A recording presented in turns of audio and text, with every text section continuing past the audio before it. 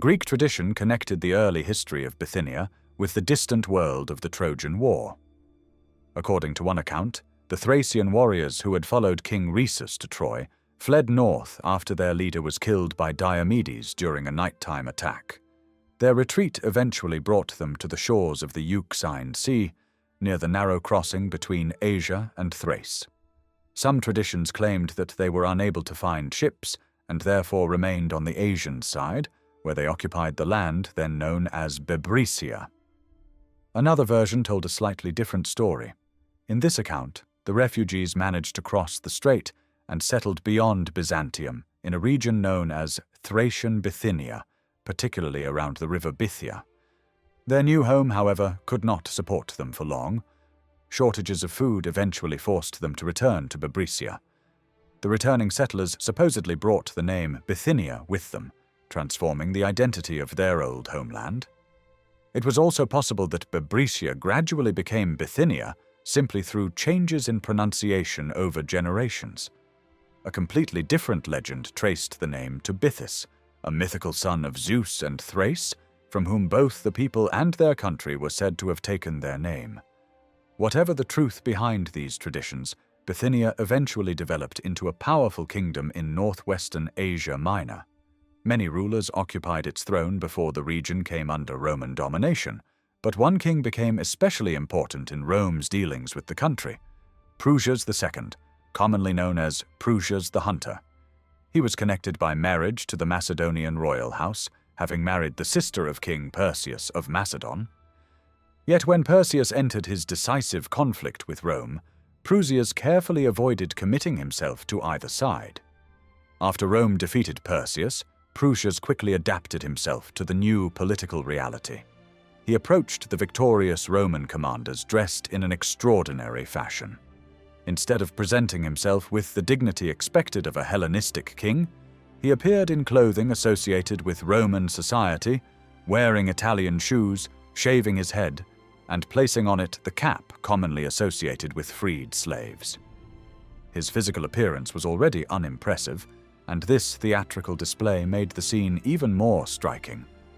Speaking in Latin, he presented himself as Rome's libertus, essentially declaring that he was the Romans' freedman. The commanders found the performance amusing and sent him on to Rome. There, his exaggerated submission produced the desired result. The Romans treated him leniently. Prusias later became involved in a bitter struggle with Attalus II of Pergamon. Around 154 BC, he invaded Attalid territory and began devastating the lands belonging to his rival. This immediately attracted Roman attention, because Attalus was recognized as a friend and ally of Rome. The Senate ordered Prusias to stop his attacks, but the Bithynian king showed little enthusiasm for obeying. Roman representatives were, therefore, sent with firmer instructions, demanding that he meet Attalus near the frontier so that the dispute could be settled. The proposed meeting was supposed to be carefully controlled. Prusias was instructed to arrive with only 1,000 cavalrymen, while Attalus would appear with an equivalent force. Prusias, however, saw an opportunity to turn diplomacy into an ambush.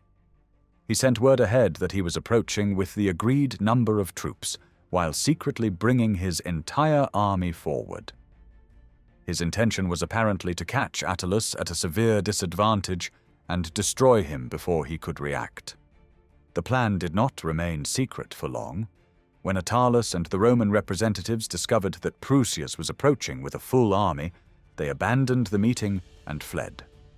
Prusias then seized the baggage animals that the Romans had left behind and continued his offensive. He captured the fortified position at Nicephorium, destroyed it, burned its temples, and pushed on toward Pergamon, where Attalus had taken refuge. What had begun as a dispute between two neighboring kings had now become a direct challenge to Roman authority. Rome responded with another embassy, this time demanding compensation for the destruction Prusias had caused.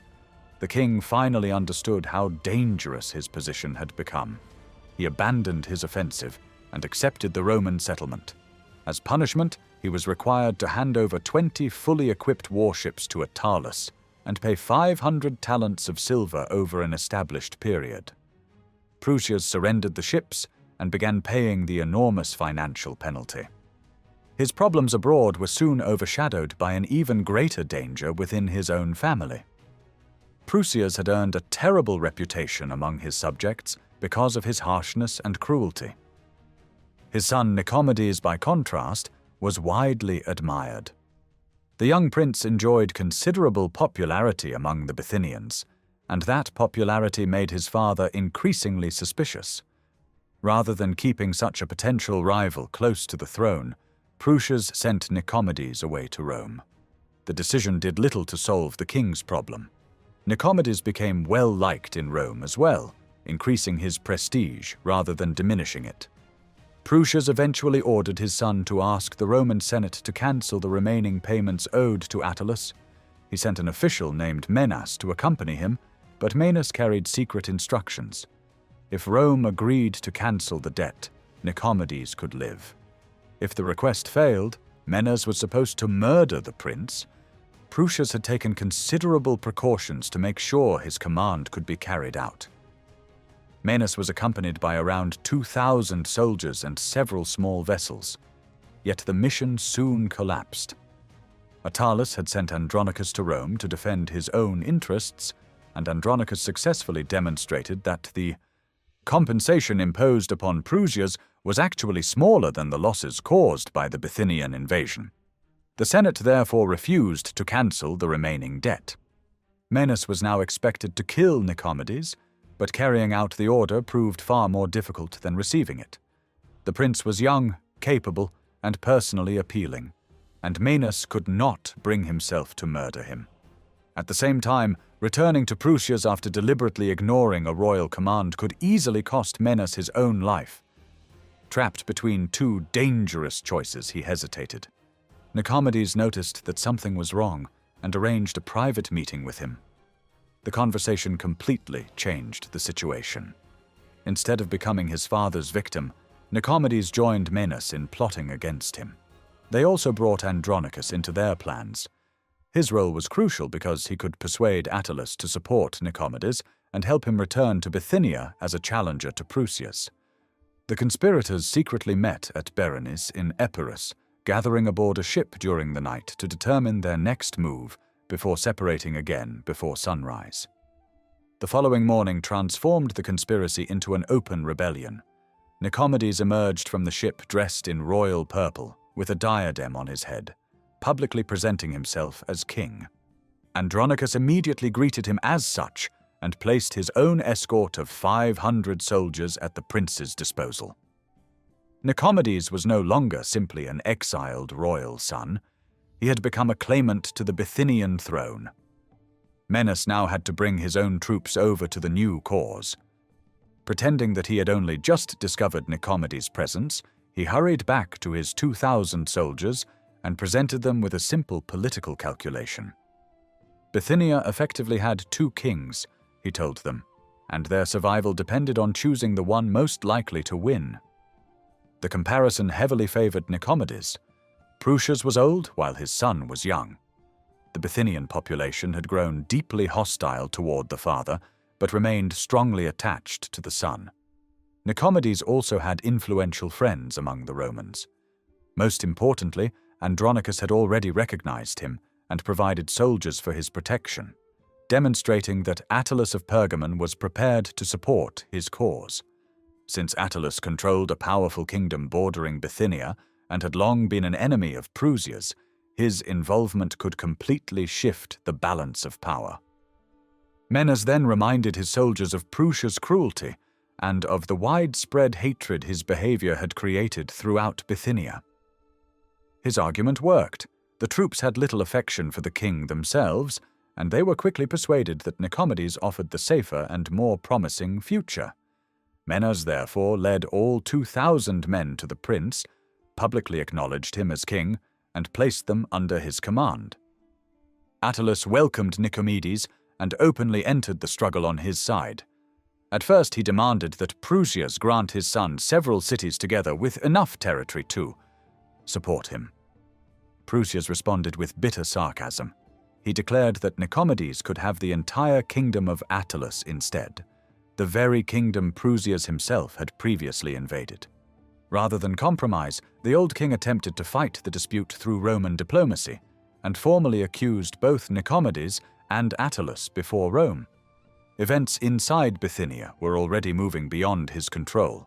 Attalid forces crossed into the kingdom, and Bithynian communities gradually began abandoning Prusias and joining his enemies. The king could no longer trust his own subjects, and his political isolation became increasingly obvious.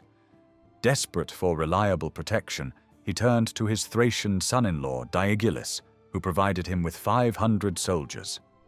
With this small foreign guard, Prusias withdrew into the fortified citadel of Nicaea. Even his attempt to obtain Roman assistance went badly. The Roman urban praetor, sympathetic to Attalus, delayed allowing Prusia's representatives to present their case before the Senate. Eventually, the Senate agreed to send commissioners to investigate and settle the conflict, but the men chosen for the mission inspired little confidence. One had suffered a serious head injury and carried a prominent scar, another was crippled by gout, and the third had a reputation for remarkable foolishness. The composition of this delegation became the subject of one of Cato's famous jokes. Looking at the three representatives Rome was sending into such a complicated royal crisis, he remarked that the embassy possessed neither head, feet, nor sense. Behind the humor, however, the situation in Bithynia had become extremely serious. Prusias had lost the confidence of his people. His son had transformed himself into a rival king. Attalus had thrown his power behind Nicomedes, and Rome now stood at the center of a dynastic struggle that was rapidly approaching its violent conclusion. The Roman commissioners eventually arrived in Bithynia with orders to bring the conflict to an end. Nicomedes and Attalus outwardly accepted the Roman demand and acted as though they were prepared to stop fighting. The Bithynians themselves, however, had been prepared for this moment. They declared that after publicly turning against Prusias and exposing his cruelty, they could no longer return to his rule. Their opposition had gone too far, and reconciliation was no longer realistic. Since the commissioners claimed that Rome had not yet received a full account of these complaints, they returned home without producing any settlement. For Prusias, the failure of the Roman mission was disastrous.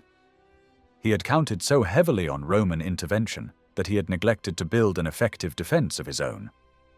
Realizing that outside assistance was unlikely to save him, he withdrew to Nicomedia and attempted to organize resistance there. But even the city could not be trusted. Its inhabitants abandoned his cause, opened their gates to Nicomedes, and allowed the prince's army to enter without a prolonged struggle. Prusias fled from the city and sought protection inside a temple of Zeus. Sacred ground offered him no safety. Men acting for Nicomedes entered the sanctuary and killed the old king. Thus, the struggle for the Bithynian throne ended with Prusias murdered and Nicomedes established as ruler. Rome eventually recognized the new political order, and the dynasty continued. Generations later, another king named Nicomedes would make a decision with enormous consequences. Instead of passing Bithynia to another monarch, he left the kingdom to Rome in his will. The history of neighboring Cappadocia was even more complicated. Its political condition before the Macedonian conquest is difficult to reconstruct with certainty. It may at different times have possessed considerable independence, or it may have remained within the Persian imperial system. When Alexander the Great advanced through Asia, he seems to have had little interest in completely reorganizing every territory behind him. His overriding objective was the destruction of Darius III, and local rulers may therefore have been allowed to remain in power, so long as they accepted Macedonian supremacy and continued paying tribute. Alexander's policy elsewhere suggests that he could be flexible when local conditions demanded it. At Amisus on the Black Sea, for example, the city's earlier democratic institutions were restored.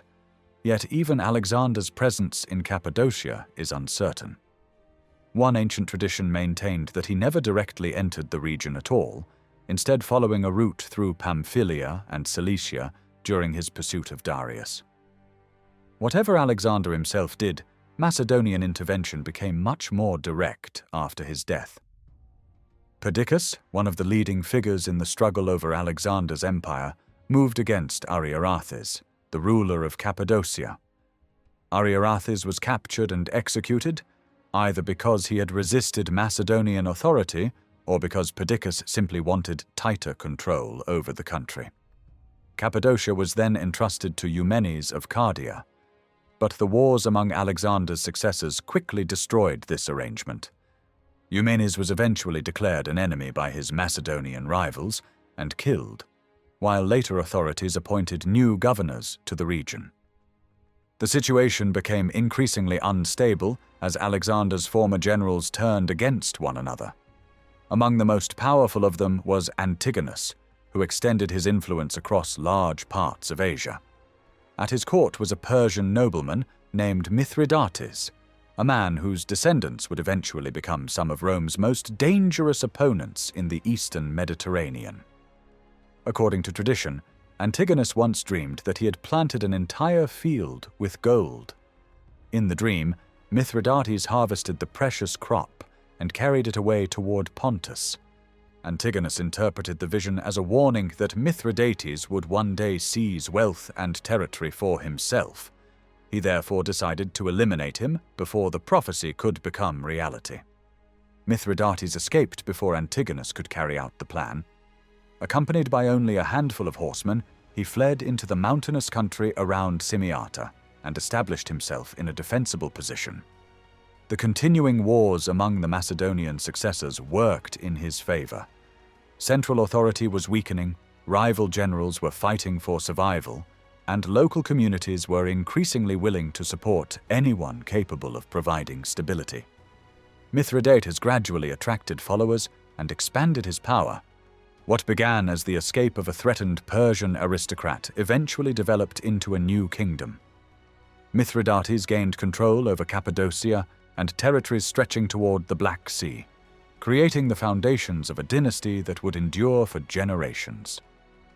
His descendants ruled successively until the appearance of Mithridates VI, the famous Eupator, whose ambitions would eventually bring the dynasty into a massive confrontation with Rome.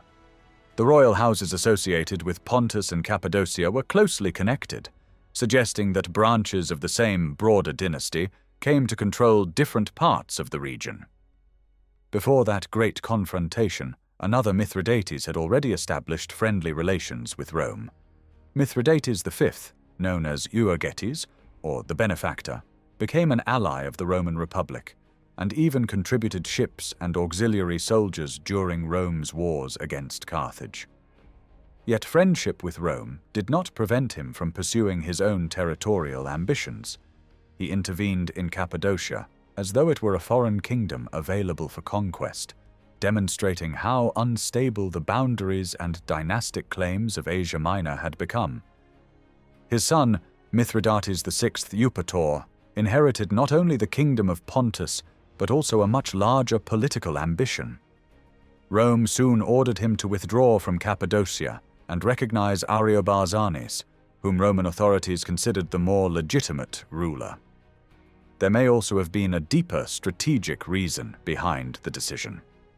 Mithridates was becoming exceptionally powerful, and weakening his influence over Cappadocia offered Rome a convenient way to prevent the emergence of a dominant Eastern monarchy. Mithridates initially obeyed, at least openly. Behind the scenes, however, he continued interfering with neighboring kingdoms. In Bithynia, he supported Socrates Chrestus, the brother of Nicomedes, and provided the military force that allowed him to seize the throne. At roughly the same time, forces associated with Mithridates drove Ariobarzanes out of Cappadocia and replaced him with Ariarathes. In a short period, Roman-backed rulers had been removed from two neighboring kingdoms. Rome could not ignore the challenge. The Senate decided that both Nicomedes and Ariobarzanes had to be restored. Manius Aquilius was sent east as one of the principal Roman representatives, while Lucius Cassius, who commanded Roman forces in the province of Asia, was instructed to support the operation. Troops were also gathered from Galatia and Phrygia. With this combined pressure, Nicomedes returned to the Bithynian throne and Ariobarzanes regained Cappadocia. Restoring them was only the beginning. The Roman representatives now encouraged both kings to raid the territory of Mithridates. The objective was dangerous but clear: provoke the Pontic king and create a confrontation under conditions favorable to Rome. Neither ruler was enthusiastic. Mithridates commanded considerable resources, and both kingdoms stood directly beside his territory. If war began, Bithynia and Cappadocia would suffer before Roman lands did. Nicomedes faced another problem that made refusal difficult. His restoration had been expensive. He had promised substantial payments to Roman officials and had also accumulated large debts from borrowing money at high interest from Romans surrounding the diplomatic mission. His creditors wanted repayment, and raiding the rich territories of Mithridates offered a possible source of money. Under growing pressure, Nicomedes finally agreed to attack.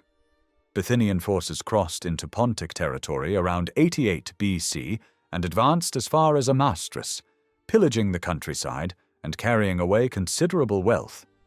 Surprisingly, Mithridates did not immediately resist. His army was available, and he was fully capable of responding, but he deliberately held it back. Rather than appearing as the aggressor, he wanted his enemies to provide him with an undeniable justification for war. Once Nicomedes returned with his plunder, Mithridates moved to the diplomatic stage of his strategy. He sent Pelopidas to confront the Roman commanders and representatives. Pelopidas understood perfectly well that Roman officials had encouraged the Bithynian attack, but openly accusing them too early would accomplish little. Instead, he presented Mithridates as a loyal ally who had repeatedly suffered despite his friendship with Rome. Pelopidas reminded the Romans that both Mithridates and his father had maintained friendly relations with the Republic. Yet, he argued, Pontus had received little reward for that loyalty. Cappadocia had been removed from Mithridates' influence, while Phrygia, once granted to his family, had also been taken away. The Pontic court considered both actions serious injustices. Cappadocia, it claimed, had long-standing dynastic connections with Mithridates' ancestors, while Phrygia had originally been awarded after services rendered against Aristarchus. Now, Pelopidas continued, the situation had become even more intolerable. Nicomedes had invaded Pontic territory, disrupted access to the Black Sea, devastated lands reaching toward Amastris, and carried away enormous quantities of booty. The Romans had witnessed these events and could hardly claim ignorance. Mithridates had deliberately refused to retaliate, so that no one could accuse him of beginning the conflict. The demand placed before the Romans was therefore simple. If Mithridates was truly Rome's friend and ally, Rome should behave like an ally. The Roman representatives should either defend Pontus against Nicomedes or order the Bithynian king to stop his aggression. Pelopidas was effectively forcing them to choose between the language of their treaties and the policy they were actually pursuing. Nicomedes' representatives immediately answered with accusations of their own. They argued that Mithridates had already demonstrated his hostility toward Bithynia by supporting Socrates Chrestus and using military force to place him on the throne. Since Rome itself had recognized Nicomedes as the legitimate king, the attack on him was not merely an attack on Bithynia. It was also a challenge to Roman authority. They then widened the argument. Mithridates, they claimed, had repeatedly ignored Roman expectations and expanded wherever opportunities appeared. His actions in the Chersonese were offered as further evidence that he had little respect for limits imposed by Rome. More importantly, his current military preparations appeared far too extensive to be intended merely for a dispute with Bithynia. The Pontic king had assembled large forces and cultivated alliances among Thracians, Scythians, and other neighboring peoples. His diplomatic network extended even farther. Through marriage, he had strengthened his connection with Armenia, while envoys were being sent toward Egypt and Syria in search of additional relationships. His navy was said to contain around 300 decked warships, with more vessels under construction. Experienced sailors and navigators were being recruited from Phoenicia and Egypt. To Nicomedes' ambassadors, the conclusion was obvious. Preparations on such a scale could not possibly be aimed at Bithynia alone. Mithridates was preparing for a much greater war, and Rome was the real target. His anger over Phrygia, Cappadocia, and the expansion of Roman influence had given him both motive and opportunity. His repeated claims of friendship, they argued, were merely diplomatic cover, while he assembled the resources necessary for confrontation. They therefore urged the Romans not to judge Mithridates by his words, but by his behavior. Rome should not sacrifice a dependable ally like Nicomedes in order to satisfy a ruler who publicly spoke of friendship while quietly preparing for war. Allowing Mithridates to overturn Roman decisions concerning Bithynia would also weaken Roman prestige throughout Asia Minor. Pelopidas rose again to answer these accusations. He refused to become trapped in endless arguments about earlier disputes. If Nicomedes wished to complain about events from previous years, Rome could examine those matters separately. The immediate problem was much simpler and had happened directly before Roman eyes. Bithynian forces had invaded Pontic territory, devastated the countryside, interfered with maritime access, and returned home carrying enormous quantities of stolen property.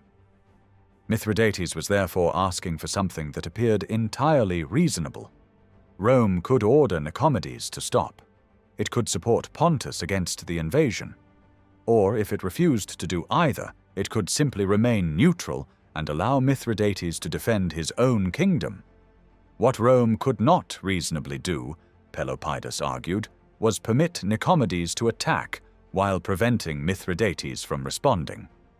The Roman commanders were placed in an awkward position because their decision had effectively been made before the debate began. They intended to support Nicomedes. Nevertheless, Pelopidas had exposed the contradiction between that policy and Rome's existing alliance with Mithridates. For a time, the Roman representatives struggled to produce an answer that would preserve the appearance of fairness without abandoning their chosen course. Eventually, they delivered a carefully constructed response. Rome, they said, did not wish to see Mithridates harmed by Nicomedes. At the same time, Rome could not permit Mithridates to wage war against Nicomedes, because weakening the Bithynian king would not serve Roman interests. The answer resolved nothing. It condemned harm against Mithridates without offering him protection, while simultaneously denying him the freedom to retaliate against the ruler who had invaded his territory. Pelopidas attempted to challenge the contradiction, but the Roman representatives ended the meeting and dismissed him. Diplomacy had reached its limit. Mithridates had allowed the Bithynian invasion to proceed, presented his grievances formally, and demanded either Roman intervention or neutrality. Rome had refused to give him either. Behind the language of alliances and negotiations, both sides were moving toward a conflict that had been building for years. The struggle over Bithynia and Cappadocia was about to expand into something far greater, the first major war between Mithridates VI and the Roman Republic. After the Roman representatives rejected his complaints, Mithridates decided that diplomacy had achieved nothing. He moved quickly against Cappadocia, sending his son Ariarathes at the head of a large army. The campaign was brief and successful. Ariobarzanes, the ruler favored by Rome, was driven from the kingdom, and Cappadocia once again fell under the influence of Mithridates. Pelopidas then returned to the Roman commanders with a much sharper message. He reminded them that Mithridates had already tolerated the loss of both Phrygia and Cappadocia without immediately resorting to war. More recently, they had personally witnessed Nicomedes invade Pontic territory, plunder the countryside, and return with enormous spoils. Yet when Mithridates appealed to Rome as an ally, the Roman answer had treated him almost as though he were the aggressor. Pelopidas argued that the Romans themselves now shared responsibility for what had happened in Cappadocia. Mithridates had acted only after repeated provocations and after receiving evasive answers from Roman officials. The king therefore intended to send representatives directly to the Senate and formally complain about the conduct of the commanders in Asia. Until Rome itself had ruled on the matter, Pelopidas demanded that no further military action be taken. He also warned the Romans not to underestimate the ruler they were provoking.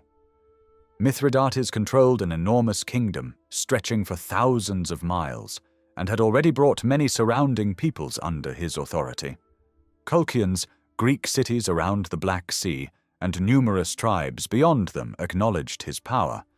He could also call upon Scythians, Taurians, Bastarnae, Thracians, Sarmatians, and peoples living near the Don, Danube, and Sea of Azov. His diplomatic position was equally impressive. Tigranes of Armenia was his son-in-law, while the Parthian king Arsaces was counted among his allies. Mithridates possessed a substantial fleet, with additional ships under construction, and had accumulated weapons, supplies, and military equipment on a scale suitable for a major war.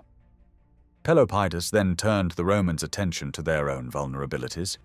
He argued that Egypt and Syria might sympathize with Mithridates if war began, but the danger went far beyond foreign alliances. Rome's control over its recently acquired territories in Asia was still fragile. Greece remained restless, Africa could not be taken for granted, and even Italy itself was torn by rebellion. This was a particularly pointed reference to the social war, which was still consuming Roman resources. Italian communities that had fought beside Rome for generations were now in open revolt because they resented Roman domination and exclusion. Pelopidas emphasized the contradiction. Rome was struggling to suppress a major war at home while simultaneously provoking one of the strongest monarchs in the East. He accused the Romans of hiding hostility behind the language of friendship. One moment they used Nicomedes against Mithridates, the next Ariobarzanes. Yet they continued calling the Pontic king their ally. If they truly wanted peace, Pelopidas said, they should restrain Nicomedes and respect Mithridates' position. In return, Mithridates would even assist Rome against the rebellion in Italy. Otherwise, Rome should stop pretending that friendship still existed and allow the dispute to be judged directly by the Senate. The Roman response was uncompromising. They considered Pelopidas' speech arrogant and ordered Mithridates to stop interfering with both Bithynia and Cappadocia. Ariobarzanes, they declared, would be restored once again. Pelopidas himself was ordered to leave the Roman camp immediately and was warned not to return unless Mithridates accepted their demands. The Romans even placed him under escort as he departed, fearing that he might influence local communities or soldiers along the road. At that point, the possibility of meaningful negotiation had nearly disappeared. Both sides were now preparing for a confrontation, but the Roman commanders made an especially important decision. They chose not to wait for authorization from the Senate or the Roman people. Instead, they began assembling troops throughout Asia Minor. Soldiers were gathered from Bithynia, Cappadocia, Paphlagonia, and the Galatian territories. Roman forces under Lucius Cassius were reinforced, and the combined armies were divided into several commands positioned across the region. Cassius took up a position near the frontier between Bithynia and Galatia. Manius Aquilius guarded the route by which Mithridates was expected to advance toward Bithynia. Another commander, Oppius, occupied the mountainous region of Cappadocia. Each Roman force reportedly contained around 40,000 infantry and cavalry combined. The Romans also stationed a fleet at Byzantium under Minucius Rufus and Gaius Popilius. Their mission was to control access between the Black Sea and the Propontis and prevent Mithridates from freely moving his naval forces through the straits. Nicomedes contributed a major army of his own, said to include 50,000 infantry and 6,000 cavalry. Mithridates responded with preparations on an even greater scale. Ancient accounts credit him with approximately 250,000 infantry and 40,000 cavalry, although such figures were probably exaggerated.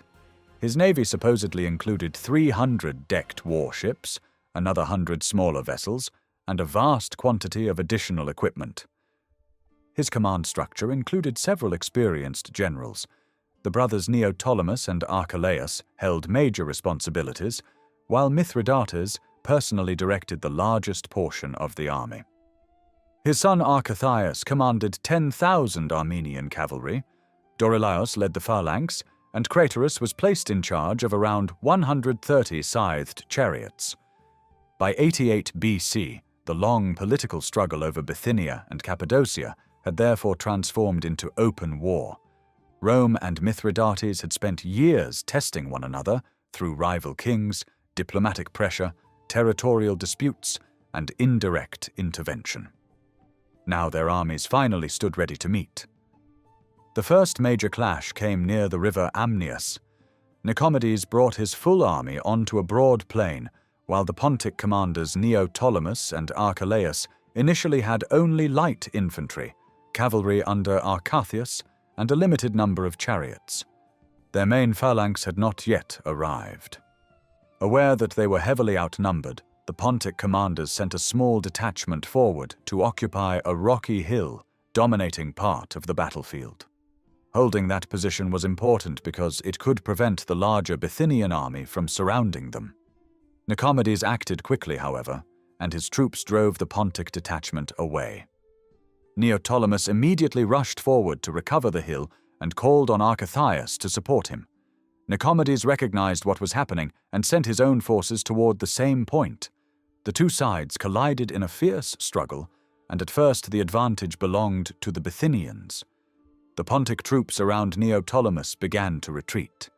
Nicomedes' soldiers pressed forward, believing that victory was close. At that moment, Archelaus attacked from the flank and forced the pursuers to redirect their attention toward him. Rather than trying to defeat them immediately, he slowly gave ground and deliberately prolonged the fight. His purpose was to buy Neoptolemus enough time to reorganize the troops that had fled. Once he believed they had recovered, Archelaus suddenly shifted back to the offensive. The momentum of the battle began to change. Then the scythed chariots entered the fighting. Driven at high speed into the Bithynian formations, the vehicles carried long blades projecting from their wheels and axles. Their physical effect was devastating, but their psychological effect may have been even greater. Bithynian soldiers watched men being torn apart, mutilated, or caught on the blades of the advancing chariots. The horror of the scene destroyed their formation. Panic spread faster than the chariots themselves, and disciplined ranks began to collapse. Archelaus attacked from the front, while Neoptolemus and Arcathius, having recovered their forces, came against the Bithynians from behind. Nicomedes' army was now trapped between multiple attacks. His soldiers continued fighting for some time, but losses mounted rapidly. Eventually, the Bithynian army broke. Nicomedes escaped with the surviving remnants into Paphlagonia. Remarkably, Mithridates' main phalanx had still not entered the battle. Even without its strongest infantry formation, the Pontic army had destroyed a much larger enemy force. Nicomedes' camp was captured along with a large quantity of money and supplies. Many prisoners also fell into Pontic hands. Mithridates used the victory as an opportunity for political propaganda. Instead of executing or enslaving the captives, he treated them generously, provided them with supplies, and sent them home. The gesture was carefully calculated. Mithridates wanted local populations to see him not as a brutal conqueror, but as a ruler capable of mercy. Every released prisoner carried the story of his treatment back into enemy territory, strengthening the king's reputation while weakening support for Rome and its allies. The defeat shocked the Roman commanders. They had helped create the conflict without authorization from Rome, and now discovered that Mithridates was far more dangerous than they had expected. Worse still, the initial victory could not easily be explained away by terrain or accident. A smaller Pontic force had defeated a larger army through better leadership, coordination, and fighting ability. Nicomedes withdrew and joined Manius Aquilius, while Mithridates moved toward Mount Scaroba on the border between Bithynia and Pontus. Even there, the momentum remained with the Pontic forces. A small group of only 100 Sarmatian horsemen from Mithridates' advance guard encountered around 800 cavalry belonging to Nicomedes and managed to capture several of them. Once again, Mithridates released the prisoners and supplied them for their return journey. His military victories were increasingly being combined with a deliberate policy of leniency. The situation soon became even worse for the Romans. Neoptolemus and an Armenian commander named Nemenes caught up with Manius Aquilius near the fortified position of Protopacium. Nicomedes had already moved away to join Cassius, leaving Aquilius more exposed.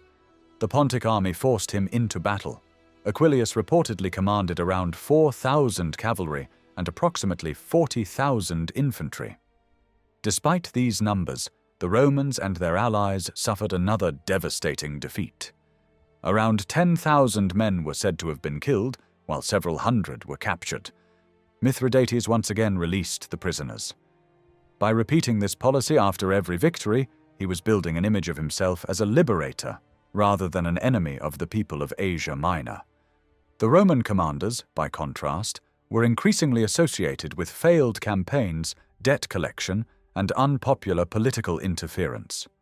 Aquilius's camp was captured, and he fled toward the Sangarius River. Crossing under cover of darkness, he eventually escaped toward Pergamon. The Roman military position in the region was beginning to unravel. Cassius, Nicomedes, and the Roman officials attached to the army withdrew to a strong defensive position in Phrygia, known as the Lion's Head.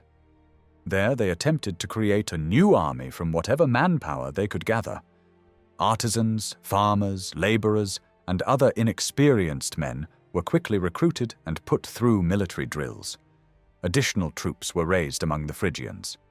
But the Roman commanders soon realized that these hastily assembled forces had neither the training nor the discipline required to face Mithridates' victorious army. They abandoned the idea of making another stand. The inexperienced recruits were dismissed, and the remaining commanders scattered in different directions.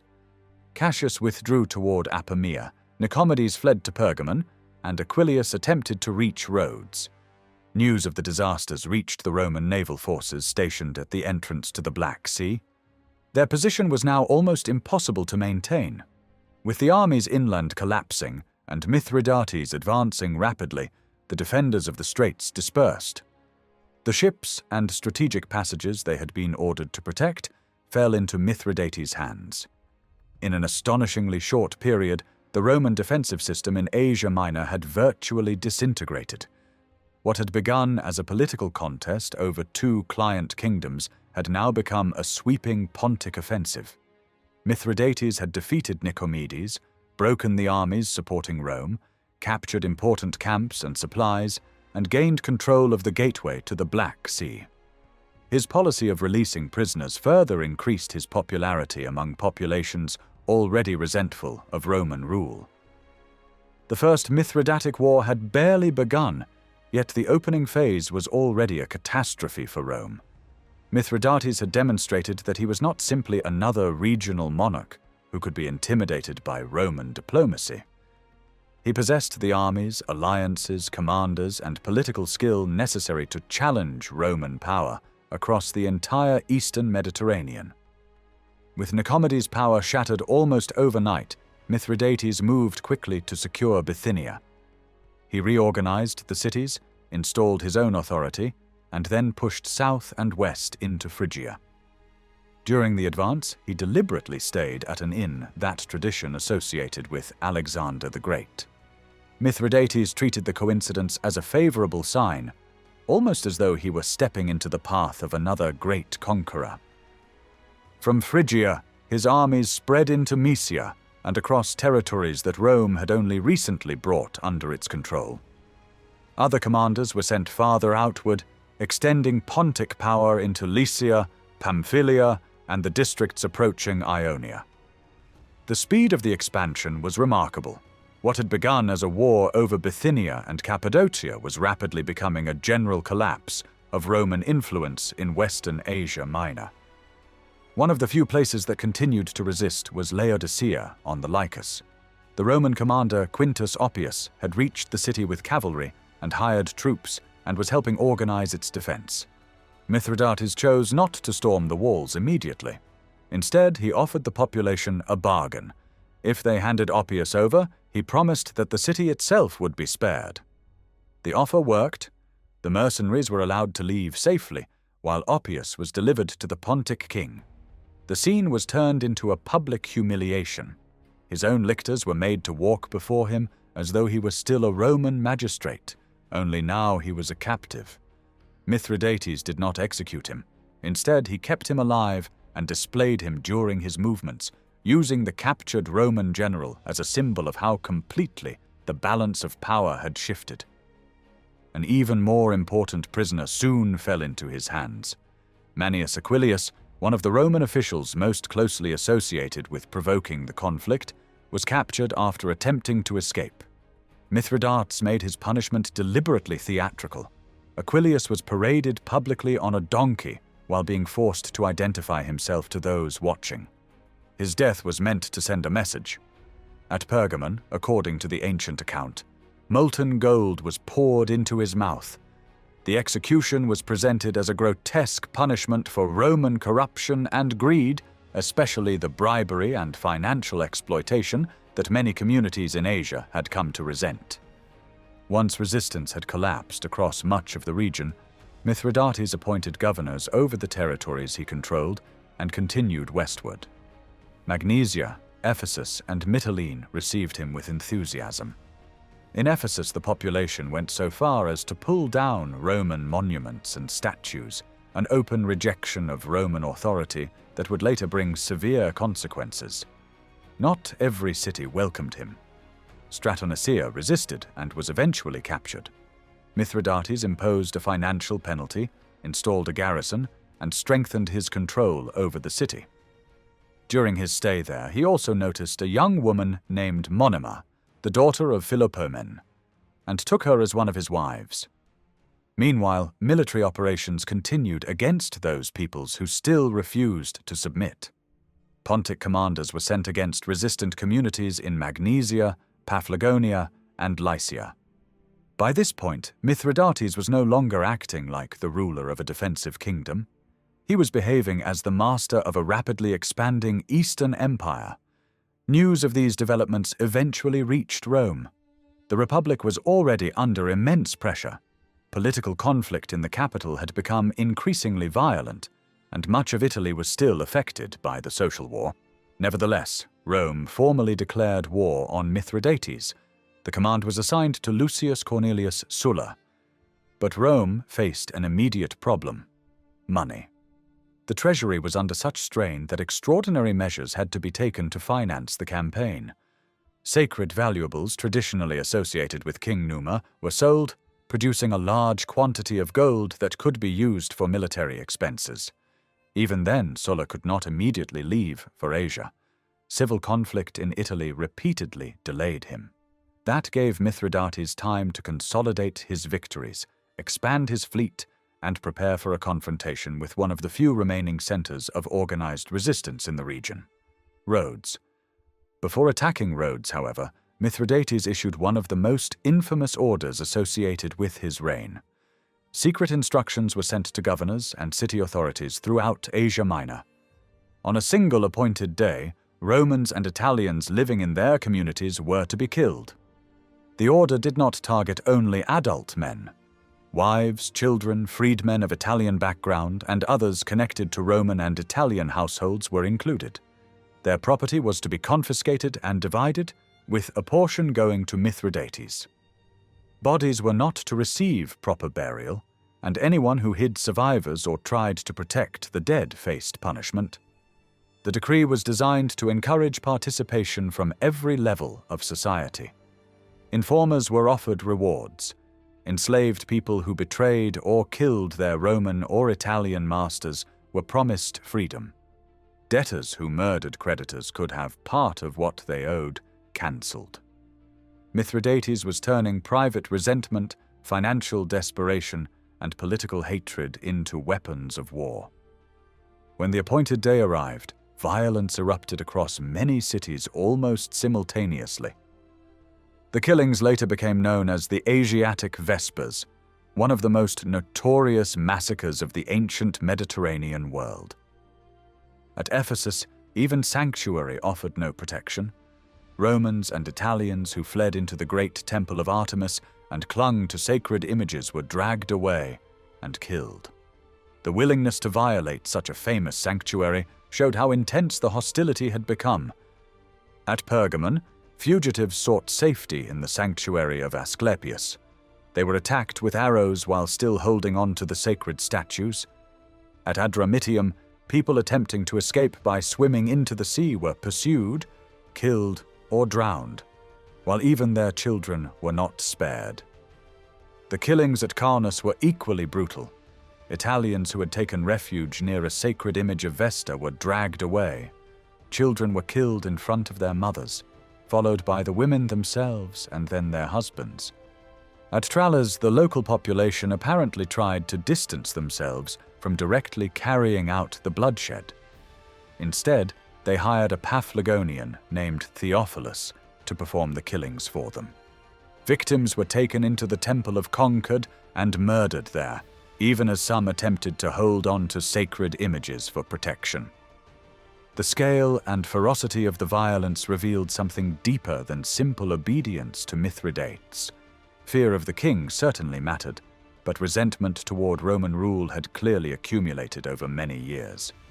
Taxes, debt, political interference, corruption, and the behavior of Roman officials had created an environment in which large numbers of people were willing to participate in an explosion of anti-Roman violence. The consequences would be severe. Those communities that had welcomed Mithridates would later discover that Pontic rule could be harsh and exploitative as well. Then Sulla's armies would arrive and impose another wave of punishment. Many cities of Asia Minor would therefore suffer first under Mithridates and then under Rome. While the massacre was unfolding, Mithridates sailed to Kossuth. The island received him willingly, and there he encountered an important member of the Egyptian royal family, a young prince descended from the Ptolemaic dynasty who had been left on the island under the protection of his grandmother Cleopatra. Kos also contained an extraordinary quantity of royal treasure. Mithridates took possession of large amounts of money, jewelry, valuable objects, artwork, and precious stones associated with the Egyptian court. Much of this wealth was shipped back toward Pontus, further strengthening his resources for the war. One major target still remained beyond his control. Rhodes had long been an important maritime power and maintained close connections with Rome. It now became a refuge for Romans and Italians who had escaped the killings elsewhere in Asia. The Rhodians understood what was coming. They strengthened their walls, improved their harbors, positioned defensive machines, and brought in additional troops from neighboring areas, including Telmessus and Lycia. Among the refugees who reached the island was Lucius Cassius, one of the Roman officials who had earlier fought against Mithridates. As the Pontic fleet approached, the Rhodians destroyed buildings outside their walls so that the enemy could not use the suburbs as shelter or staging areas.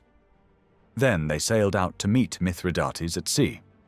The Rhodian ships were arranged so that some could engage from the front, while others threatened the enemy's side.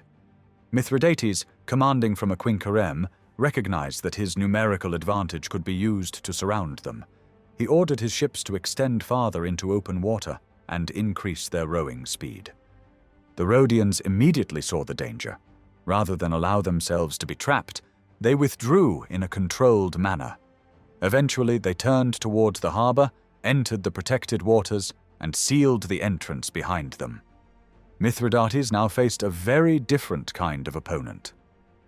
Many cities in Asia Minor had surrendered quickly or welcomed him, but Rhodes possessed strong walls, an experienced navy, and a population determined to resist. Unable to force his way into the harbor, he established a camp nearby and waited for his land forces to arrive from Asia. In the meantime, constant fighting broke out around the walls and harbor defenses. Small attacks, missile exchanges, and skirmishes tested both sides. The Rhodians repeatedly held their ground and gradually became more confident. Their ships remained prepared inside the harbor, ready to move whenever Mithridates made a mistake.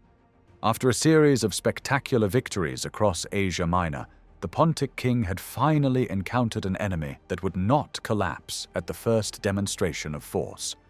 Rhodes was preparing to make him fight for every advantage. One of the sharpest clashes during the siege began almost by accident.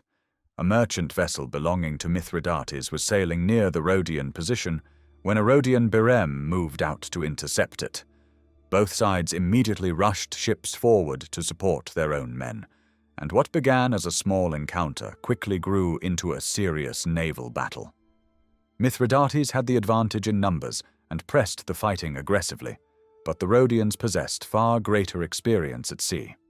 Instead of meeting the larger fleet head-on, they maneuvered around the Pontic ships, struck them from better angles, and repeatedly used their rams with precision. Their seamanship turned the battle in their favor. Before returning to the harbor, they managed to capture one of Mithridates' triremes along with its crew and brought back numerous pieces of naval equipment and trophies. Another engagement revealed just how dangerous the Rhodian fleet could be, even when badly outnumbered. At one point, a Rhodian quinquereme disappeared, and the defenders did not yet know that Mithridates had captured it. 6 fast ships were therefore sent out under the Rhodian commander Damagoras to search for the missing vessel. Mithridates answered by sending 25 ships after them. Damagoras understood that accepting battle in daylight against such a large force would be reckless, so he kept withdrawing and allowed the Pontic ships to pursue him through the afternoon. He continued retreating until darkness began to fall. Once the Pontic commanders decided to turn back, Damagoras suddenly reversed course. The Rhodians attacked their pursuers as they were returning, sinking 2 ships and forcing another 2 toward the Lycian coast. Damagoras then remained at sea through the night before sailing safely back to Rhodes. The result surprised both sides.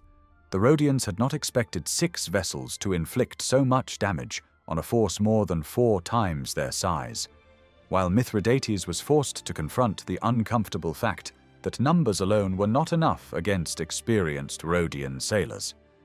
During the confusion of one of these naval encounters, an allied ship from Chios accidentally crashed into Mithridates' own vessel with considerable force. The king initially acted as though the incident meant nothing, but he did not forget it. Later, the men responsible for navigating the Chian ship were punished, and the episode helped create a lasting suspicion of the Chians in Mithridates' mind. At roughly the same time, his land army was being transported toward Rhodes aboard merchant ships and warships. Before the troops could arrive safely, however, a violent storm scattered the convoy as it approached from the direction of Caunus. The Rhodians immediately recognized the opportunity. They sailed out before the Pontic formation could recover and attacked ships that were still separated, damaged, and struggling after the storm. Some were captured, others were rammed, and several were burned. Around 400 men were taken prisoner. Mithridates now decided that Rhodes would have to be attacked from both land and sea. He began preparing a more elaborate siege and constructed an enormous assault machine known as a sambuca. Mounted across 2 ships, it was designed to bring soldiers directly up to the walls and allow them to cross onto the defenses. At the same time, deserters informed Mithridates about a vulnerable approach near Mount Attaberius, where a sanctuary of Zeus stood behind relatively weak defenses. He planned a coordinated night assault. Some troops were placed aboard ships, while others were equipped with ladders and sent towards the walls. Both groups were ordered to move in complete silence. They were not supposed to attack until they saw a fire signal from Mount Attaberius. Once the signal appeared, the fleet would strike the harbor while the troops on land rushed the walls, creating confusion from several directions at once. The plan failed because of a simple misunderstanding. Rhodian sentries noticed suspicious movement in the darkness and lit a warning fire. The soldiers of Mithridates mistook it for the signal they had been waiting for. Suddenly, the silence disappeared. Pontic troops on land began shouting, and the men aboard the ships joined them. Instead of surprising the city, they effectively announced their presence before the attack had even begun. The Rhodians reacted immediately. Crowds rushed toward the walls, defenders took their positions, and the entire city prepared for the assault. The Pontic troops hesitated, and ultimately made no serious attack that night. When fighting resumed the following day, the defenders drove them back again. The greatest source of anxiety for Rhodes was still the sambuca. Mithridates moved the enormous structure toward the section of wall near the sanctuary of Isis. It carried a variety of siege weapons and was supported by smaller boats filled with soldiers carrying ladders, ready to climb once the machine reached the defenses. The Rhodians held their ground as the structure approached. Then the machine began to fail under its own enormous weight. According to the religious interpretation preserved in the ancient account, the defenders also believed that Isis herself appeared and hurled a mass of fire against the siege engine. Whatever the exact cause, the Sambuca did not succeed. The attack collapsed, and Mithridates finally accepted that Rhodes could not be taken easily. After repeated naval reverses, failed assaults, and growing losses, he abandoned the siege and withdrew. He next turned his attention toward Patara in Lycia. There he began cutting down trees from a sacred grove dedicated to Leto in order to obtain timber for siege machinery. According to tradition, a dream warned him against destroying the holy grove, and he abandoned the plan. Mithridates left Pelopidas to continue operations against the Lycians, while sending Archelaus westward with a far more ambitious mission. Archelaus was ordered to carry the war into Greece and build support for Mithridates wherever possible, using negotiation where it worked and military force where it did not. With much of the active campaigning now entrusted to his generals, Mithridates concentrated on preparing for a longer war. Troops were recruited, weapons manufactured, and supplies gathered. He also spent time with Monima, the woman from Stratonica whom he had taken as a wife. At the same time, the king became increasingly suspicious of opposition within his own territories. Courts were used to investigate men accused of plotting against him, encouraging rebellion, or showing sympathy toward Rome. Military victory had expanded his power enormously, but it had also increased his fear of betrayal. Meanwhile, Archelaus arrived in Greece with a powerful fleet, substantial resources, and clear instructions to expand Pontic influence. One of his first major operations was directed against Delos and several other strongholds that had broken away from Athenian authority. These places were captured by force. Ancient accounts claim that around 20,000 people were killed, many of them Italians. Once the fighting was over, Archelaus handed the territories back to Athens, presenting Mithridates as the ruler who had restored Athenian possessions rather than simply as a foreign conqueror. The political strategy worked. By combining military success with promises of liberation and constant praise of Mithridates' power, Archelaus helped bring Athens into the Pontic alliance. He also transferred the sacred wealth of Delos to the Athenians. The treasure was entrusted to an Athenian named Aristion, who traveled with roughly 2,000 soldiers assigned to protect it.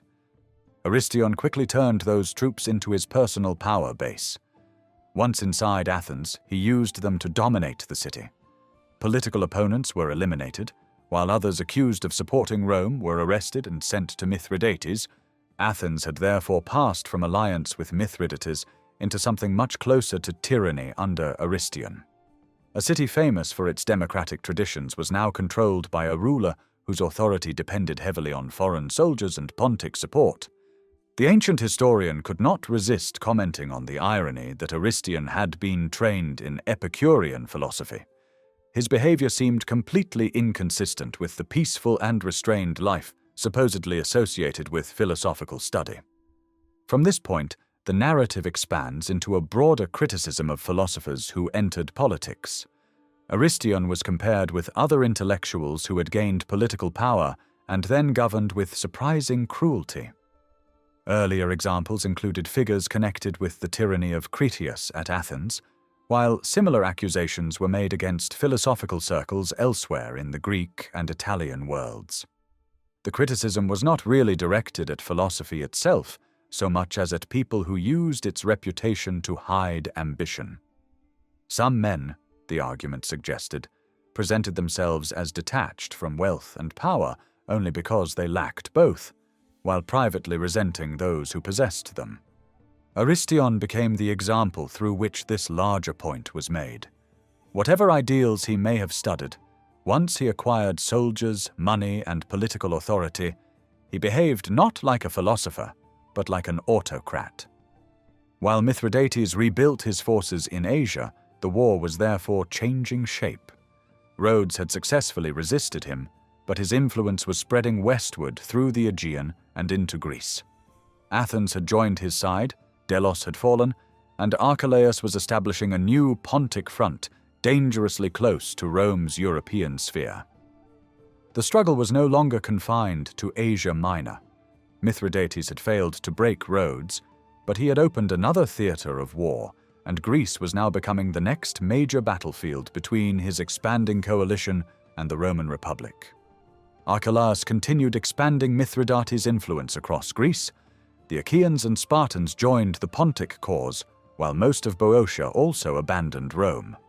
Thespiae was one of the few cities that refused to cooperate, and Archelaus responded by placing it under siege. At the same time, another commander sent by Mithridates, Metrophanes, was operating farther north. He attacked Euboea and devastated the territories around Demetrius and Magnesia after those communities rejected Mithridates' alliance. Roman resistance in the area was limited, but a commander named Bruttius advanced from Macedonia with a relatively small force and challenged him. The two sides met at sea.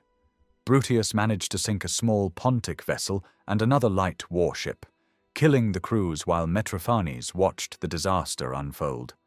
Metrophanes quickly withdrew, and favorable winds allowed him to escape before the Romans could catch him. Bruttius then turned against Cyathos, which had become an important storage center for booty collected by Mithridates' forces. The settlement was stormed, and the punishment that followed was severe. Enslaved captives were crucified, while free men had their hands cut off.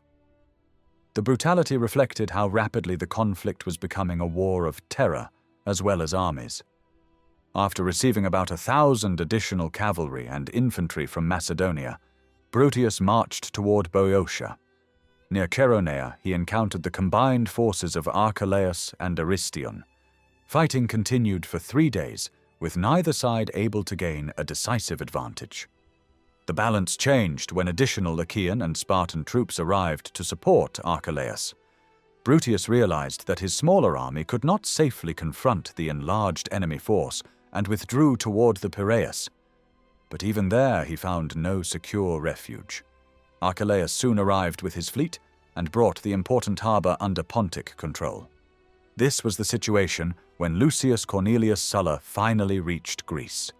Rome had previously appointed him commander of the war against Mithridates, but political and military turmoil in Italy had delayed his departure.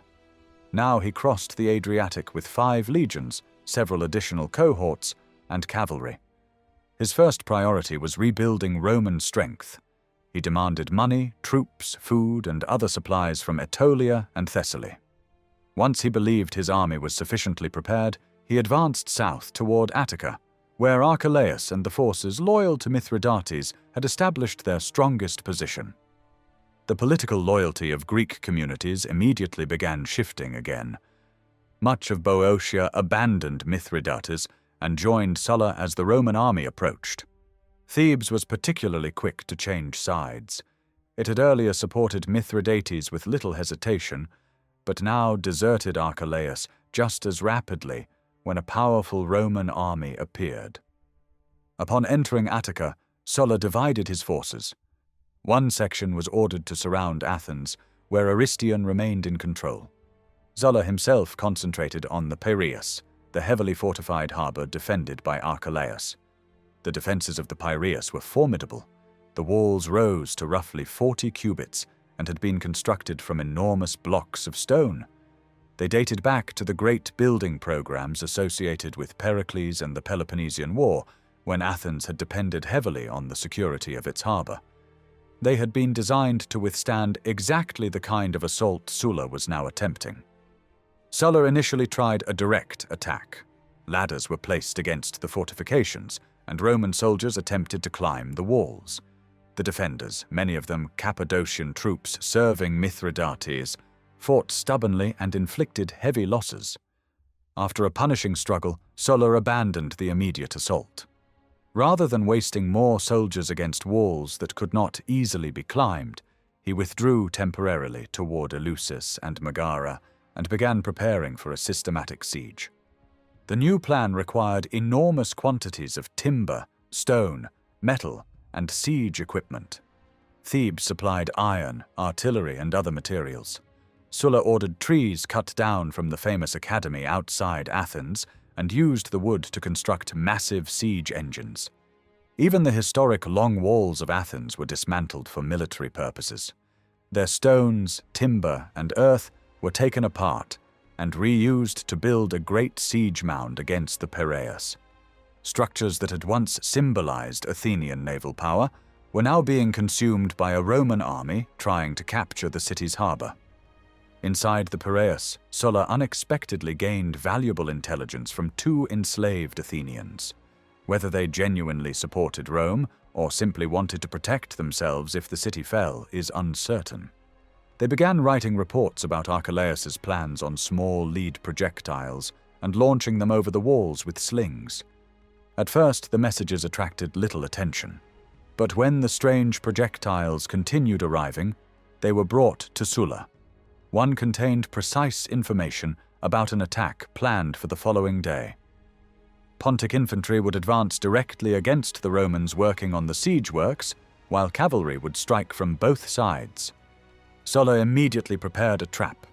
He secretly positioned troops where they could remain hidden until the enemy committed itself. The next day, Archelaus's forces emerged believing they were about to surprise the Romans. Instead, they walked directly into Sulla's ambush. The concealed Roman troops attacked unexpectedly, killing many and driving others toward the coast and into the sea. The operation that Archelaus had intended as a surprise ended with his own soldiers being caught unprepared. The struggle nevertheless remained far from over. As the Roman siege mounds rose higher, Archelaus constructed towers on the opposite side and filled them with artillery. He requested reinforcements from Chalcis and the surrounding islands and even armed many of his sailors for service on land. He already possessed numerical superiority, and the arrival of additional soldiers increased that advantage. Archelaus therefore decided to attack Sulla's siege works directly. In the middle of the night, Pontic troops rushed forward carrying torches. They reached the Roman works and succeeded in burning one of the protective structures, together with several siege machines. The setback was serious but temporary. Within about 10 days, Sulla had replaced the destroyed machines and returned them to their previous positions. Archelaus responded by building another tower directly opposite the renewed Roman works. The battle around the walls became a contest of construction as much as combat. Every new Roman mound or machine produced an enemy countermeasure. Towers faced towers, artillery answered artillery, and both commanders understood that whoever could dominate the fortifications might decide the entire siege. Archelaus soon received another army by sea under a commander named Dromichates. With these reinforcements available, he chose to fight a major battle outside the defenses rather than remain entirely behind the walls. He arranged archers and slingers close enough to the fortifications that troops positioned on the walls could support them with missile fire. Other soldiers stood near the gates carrying torches, ready to rush out whenever an opportunity appeared. The resulting battle was long and uncertain. Neither side maintained a permanent advantage. At first, Mithridates' troops began to give way, but Archelaus personally rallied them and drove them back into the fighting. The renewed attack was strong enough to shake the Roman line. This time, Roman soldiers began to retreat. Murena rushed forward and restored order before the withdrawal became a complete collapse. At that critical moment, another Roman legion returned from collecting timber. Alongside them were soldiers who had previously suffered disciplinary punishment and were eager to recover their reputations. Seeing the battle still raging, they immediately entered the fighting. Their charge transformed the situation. Around 2,000 Pontic soldiers were killed, and the survivors were driven back toward the walls. Archelaus once again attempted to rally them.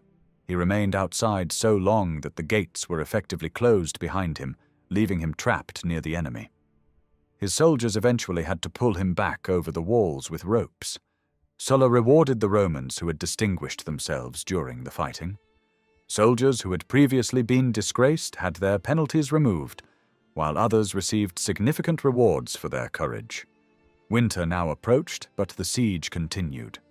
Sulla established a fortified camp at Eleusis and protected it with a deep defensive ditch stretching from elevated ground towards the sea. The purpose was to prevent Archelaus's cavalry from easily attacking the Roman position. Combat became almost routine. Fighting broke out repeatedly near the ditch and around the walls. Pontic soldiers frequently launched sorties, bombarding the Romans with stones, javelins, and lead missiles before retreating behind the defenses. One weakness continued to trouble Sulla. He lacked a strong fleet. Mithridates still dominated the surrounding seas, making it extremely difficult for Rome to move troops or supplies by water. Sulla first appealed to Rhodes, hoping that its powerful navy could assist him. The Rhodians, however, could not safely send their fleet through waters controlled by Mithridates. Sulla therefore entrusted the problem to Lucullus, one of his most capable officers and a man who would later become a major commander in the wars against Mithridates. Lucullus was ordered to travel secretly toward Egypt and Syria and convince the rulers and maritime cities of the eastern Mediterranean to provide ships. The mission was extremely dangerous because Pontic naval forces controlled much of the sea. Lucullus nevertheless accepted it. Traveling aboard fast vessels and repeatedly changing ships to hide his movements, he eventually reached Alexandria. Back at the Piraeus, the secret messages from inside the enemy position continued. Another projectile reached Sulla with important intelligence. Archelaus was preparing to send troops escorting a shipment of grain into Athens, where the population was already suffering badly from hunger. Sulla arranged another ambush. The convoy was intercepted, and both the grain and the soldiers guarding it were captured. The loss made conditions inside Athens even more desperate. Roman forces were also achieving successes elsewhere. Near Chalcis, a commander named Munatius fought Neoptolemus, one of Mithridates' generals. Neoptolemus was wounded, roughly 1,500 of his soldiers were killed, and even more were taken prisoner. The siege of the Piraeus then entered another dangerous phase. One night, Roman soldiers noticed that guards on part of the wall had fallen asleep. Using ladders and equipment already positioned nearby, they climbed onto the fortifications and killed the sentries. Panic spread among some of the defenders. Believing that the Romans had already taken the entire wall, several abandoned their positions and fled toward the harbor. Others reacted very differently. They organized a determined counterattack, killed the Roman officer leading the assault, and threw many of the attackers back from the wall. A separate group rushed through the gates and nearly succeeded in setting fire to one of Sulla's two major siege towers. The Romans came close to losing an important part of their siege system. Sulla personally rode from the camp to the threatened position and joined the defense. Heavy fighting continued through the night and well into the following day before the Pontic troops finally withdrew. Archelaus answered by constructing yet another enormous tower facing the Roman position. The two structures now stood opposite one another, and their crews exchanged an almost continuous storm of missiles. Sulla intensified the bombardment with heavy artillery. Some of his machines were capable of launching volleys of large lead projectiles, causing substantial casualties among the defenders. Repeated impacts eventually weakened Archelaus's tower. Its structure began to shake badly enough that collapse became a real possibility. Rather than lose the entire machine and the soldiers inside it, Archelaus ordered it pulled back from the wall. The siege had become an exhausting contest of endurance. Archelaus still possessed strong defenses and substantial manpower, but Sulla was gradually tightening his grip. Athens was starving. The Piraeus was under constant pressure, and every failed sortie reduced the defenders' ability to resist. The struggle for Greece was moving toward its decisive stage. Inside Athens, hunger was becoming unbearable. The secret messages launched over the walls on lead projectiles continued to provide Sulla with intelligence, and one of them revealed that another shipment of food would soon be sent into the starving city under cover of darkness. Archelaus had begun to suspect that someone inside the Piraeus was betraying his plans. This time, he prepared a countermeasure. While the grain convoy moved toward Athens, he stationed troops near the gates with torches and ordered them to attack the Roman siege works if Sulla moved against the supplies. Both plans succeeded at the same time. Sulla intercepted the convoy and captured the food, while Archelaus' men rushed out and managed to burn part of the Roman siege equipment. The defenders had damaged Sulla's machinery, but Athens had lost another desperately needed supply of provisions. Farther north, Mithridates was achieving another important success. His son Archelaus entered Macedonia with a separate army and encountered only limited Roman resistance. He quickly brought most of the region under Pontic control and installed officials to administer the conquered territory. Archelaus then began moving south with the intention of joining the campaign against Sulla. Before he could reach Greece, however, he became seriously ill and died near Ticeum. His death removed an important commander, but it did little to improve conditions inside Athens. The famine there had reached a catastrophic level. Sulla understood that starvation could accomplish what repeated assaults had failed to achieve, so he tightened the blockade. Fortified positions were constructed around the city to prevent people from escaping. By keeping the population trapped inside, he ensured that the remaining food would disappear even faster. At the Piraeus, however, Sulla was still trying to break through the defenses by force. His siege mound had finally risen high enough for heavy machinery to be moved forward. Rams and other engines were positioned for another attack against the walls. Archelaus responded with a clever engineering operation. His men secretly dug beneath the Roman mound and removed earth from underneath it. For some time, the Romans noticed nothing unusual. Then the structure suddenly began to collapse. Realizing that they had been undermined, the Romans pulled their machines back before they were destroyed. The damaged areas were filled in, but Sulla now decided to answer the defenders with the same method. Roman miners began digging toward the walls. Their calculations were intended to bring them beneath the enemy position, but the defenders were digging in the opposite direction. Eventually, the two underground tunnels met. A strange battle followed beneath the earth. In cramped darkness, Roman and Pontic soldiers fought with swords and spears wherever there was enough room to move. Above them, the main siege continued, almost without interruption. Sulla positioned heavy rams on the raised siege works and repeatedly struck the walls. Eventually, part of the fortification collapsed. He immediately attempted to exploit the opening and ordered fire missiles directed against a nearby defensive tower. His strongest soldiers were sent forward with ladders. The defenders fought fiercely, but the tower eventually caught fire. Another section of the wall was also broken, allowing Sulla to establish a guarded position close to the breach. The Romans then prepared an even more destructive operation. A section of wall had been undermined until much of its weight rested only on temporary wooden supports. Beneath these supports, Sulla's engineers placed combustible materials including sulfur, hemp, and pitch. Everything was ignited at once. As the wooden supports burned away, sections of the fortification began collapsing in different places. Defenders were dragged down with the falling masonry. The physical destruction was serious, but the psychological effect was even greater.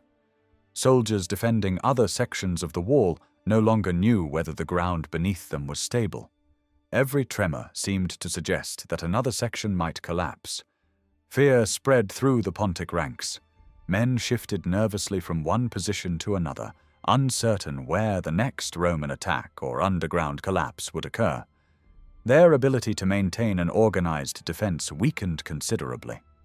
Sulla immediately increased the pressure. Instead of allowing his soldiers to exhaust themselves in one continuous assault, he rotated units forward. Fresh troops replaced those who had become tired, while ladders were repeatedly brought toward the damaged defenses. He moved among the attackers personally, combining encouragement with threats. The soldiers were told that this moment could decide the entire siege, and that only a final effort separated them from victory. Archelaus responded with equal determination. Whenever one group of defenders began to lose confidence, he replaced it with fresh troops. He repeatedly appeared at, threatened positions, and assured his men that survival depended on holding only a little longer. The fighting became extremely intense. Both armies displayed remarkable endurance, and Archelaus himself was especially active in keeping the defense together. Losses mounted on both sides without producing an immediate breakthrough. Eventually, the greater burden fell on the attackers. Sulla's men were exhausted from repeatedly climbing, fighting, and operating siege equipment under constant missile fire. He finally ordered them to withdraw. Archelaus wasted no time. During the night, his soldiers repaired the damaged wall and constructed curved defensive works behind the weakened sections. These inner fortifications created another obstacle, even if the outer wall was breached. Sulla attacked again before the new defenses had fully hardened. He hoped that their fresh construction would make them easier to destroy. Instead, the narrow fighting space placed his soldiers at a severe disadvantage. Roman troops approaching the curved works were exposed to missiles from several directions. Defenders could strike them from the front, while also firing into their sides. Another assault ended with heavy exhaustion and little progress. At this point, Sulla temporarily abandoned the idea of taking the Piraeus by direct storm. Instead, he surrounded it more completely and returned to the slower strategy of blockade and starvation. Athens was already much closer to collapse. Reports reaching Sulla described conditions inside the city that were almost unimaginable. Livestock had disappeared entirely. People boiled animal hides and skins in an attempt to extract anything edible from them. According to the ancient account, some inhabitants had even resorted to eating human flesh. Whether every detail was accurate or later exaggerated, there is no doubt that the population was suffering extreme famine. Sulla responded by making escape nearly impossible. A ditch was dug around the city so that individuals could no longer slip through the Roman lines during the night. The people of Athens were effectively sealed inside with almost no food. Once he believed the defenders had been weakened enough, Sulla prepared the final assault. Ladders were brought forward while Roman soldiers simultaneously attacked weak sections of the walls. The starving defenders could no longer offer the resistance they had shown earlier in the siege. Their lines collapsed quickly, and Roman troops poured into Athens. What followed was a massacre. Sulla allowed his soldiers to kill without distinction, and the weakened population had little ability to escape. Women and children were not spared. Sulla's anger was deeply political. Athens had abandoned Rome and joined Mithridates at a moment when Roman power appeared vulnerable. To him, the city's decision represented deliberate betrayal rather than simple survival. Many Athenians, realizing what was happening, reportedly chose death rather than capture. Some threw themselves directly upon Roman weapons. Others fled toward the Acropolis, hoping its elevated defenses could still protect them. Aristion was among those who escaped there. Before withdrawing, he ordered the Odeum burned so that its timber could not be dismantled and used by Sulla for another assault. Despite the violence, Sulla refused to allow Athens itself to be completely burned. The city was spared total destruction, but Roman soldiers were permitted to plunder it. Inside some houses, they reportedly discovered evidence of the famine at its worst, including human remains that appeared to have been prepared as food. The siege had reduced one of the most famous cities in the Greek world to desperation. The following day, surviving enslaved inhabitants were sold. A very small number of free citizens who had escaped the massacre were allowed to live. Sulla restored their personal freedom, but temporarily deprived them of important political rights because they had taken up arms against Rome. Their descendants, however, were allowed to recover those civic privileges. The suffering of Athens was not yet entirely over. Aristion and his remaining supporters were still holding the Acropolis, surrounded by Roman troops. Hunger and thirst eventually forced them to surrender as well. Sulla executed Aristion, his bodyguard, and those whom he considered directly responsible for governing the city in opposition to Rome. Others were spared. Sulla largely restored the political arrangements Rome had previously imposed upon Athens, rather than attempting to destroy the city's institutions completely. The capture of the Acropolis also brought additional treasure into Roman hands, including substantial quantities of gold and silver. These events occurred somewhat later than the initial fall of the city, but they completed the destruction of organized resistance within Athens. Sulla now turned his full attention back to the Piraeus. Rather than continuing the slow starvation strategy, he decided to force the issue. Rams, artillery, and large numbers of troops were brought forward. Roman engineers worked beneath protective shelters and attacked the walls directly, while archers and javelin throwers filled the air with missiles to keep defenders away from the battlements. One of Archelaus's recently constructed inner defenses was still fresh and relatively weak. Sulla concentrated his attack there and succeeded in breaking part of it down. Yet Archelaus had anticipated exactly this possibility. Behind the first defensive line, he had constructed another, and behind that another. Every Roman success revealed a fresh obstacle. What might have been a single breach became a succession of battles through overlapping layers of fortification. Sulla nevertheless refused to stop. He constantly rotated his troops so that fresh soldiers could continue the assault. He moved through the fighting positions himself, telling them that after everything they had already endured, only a small final effort remained before they could claim the reward for the entire campaign. The soldiers responded with extraordinary determination. They had spent months building mounds, digging tunnels, operating siege engines, fighting sorties, and enduring missile fire. Capturing the Piraeus now seemed like the final test that would justify all of those hardships. They also understood the prestige involved. These were not ordinary defenses. The walls of the Piraeus had been famous for centuries. Breaking them would be remembered as a major military achievement. Roman troops therefore continued attacking with such intensity that Archelaus finally judged the outer defenses impossible to hold.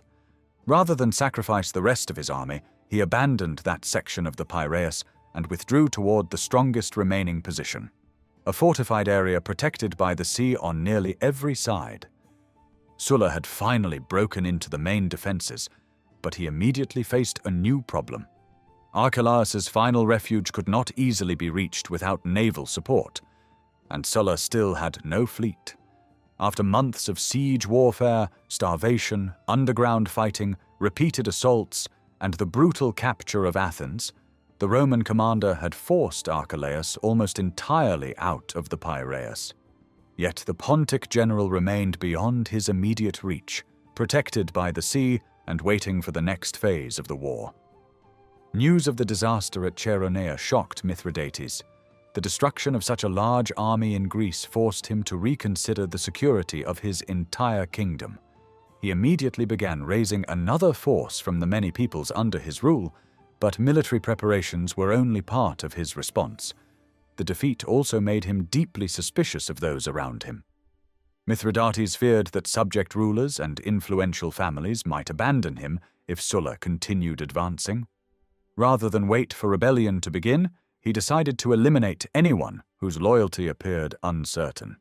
His first targets were the Galatian tetrarchs. Many of these regional rulers had maintained close relations with Mithridates, while others had never been directly subject to him at all. That distinction no longer mattered. Most were arrested and killed together with members of their families. Some were trapped through deception, while others were murdered during a banquet. Only 3 tetrarchs managed to escape. Mithridates believed that if Sulla approached Galatia, these rulers would immediately change sides, so he preferred to destroy them before they had the opportunity. Their estates were confiscated, Pontic garrisons were installed throughout Galatia, and a governor named Eumachus was appointed to control the region. The attempt at direct rule, however, quickly backfired. The surviving Galatian leaders raised troops from the local population and launched a counterattack. Eumachus and the Pontic garrisons were driven out, and Mithridates lost effective control of the country. In the end, The main benefit he gained from the operation was the property he had already seized. His suspicion also turned toward the island of Chios. Mithridates had never forgotten the accidental collision near Rhodes, when a Chian allied vessel had struck his royal ship during a naval engagement. What might normally have been dismissed as confusion in battle had grown in his mind into evidence of disloyalty. He began by confiscating the property of Chians who had fled to Sulla. Investigators were then sent to identify Roman interests and possessions on the island. Soon afterward, the Pontic commander Zenobius arrived with troops while traveling toward Greece. Under cover of darkness, he occupied the walls and important fortified positions of Chios and placed guards at the gates. The population awoke to discover that their city was already effectively under military occupation. Zenobius ordered foreigners to remain where they were and summoned the Chian citizens to a public assembly. There he announced that Mithridates no longer trusted them because of their connections with Rome. The king would supposedly be satisfied, however, if the population surrendered its weapons and handed over the children of leading families as hostages. With armed troops already controlling the city, resistance seemed impossible. The Chians surrendered both their weapons and the hostages. Zenobius sent the children away to Erythrae and informed the population that a message from Mithridates would soon explain what came next. The king's letter was a catalogue of accusations. Chios, he claimed, continued to support Rome. Some citizens were still staying with Roman forces, while others profited from Roman-owned property without providing Mithridates with a share. He also returned to the incident near Rhodes. The collision with his ship, which he had previously blamed on the Chian pilots, was now presented as another reason for suspicion. Most seriously, Mithridates accused prominent Chians of secretly joining Sulla. If the city had truly remained loyal, he argued, it should have publicly condemned those men and proved that they were acting without official approval. Some of the king's advisors supposedly wanted the Chians executed as traitors. Mithridates chose what he presented as a lesser punishment, an enormous fine of 2,000 talents. The Chians wanted to send representatives directly to Mithridates to defend themselves, but Zenobius refused to permit it. They had already surrendered their weapons, their most important children were hostages, and a foreign army controlled the city. There was little they could do. Families began collecting whatever wealth they possessed.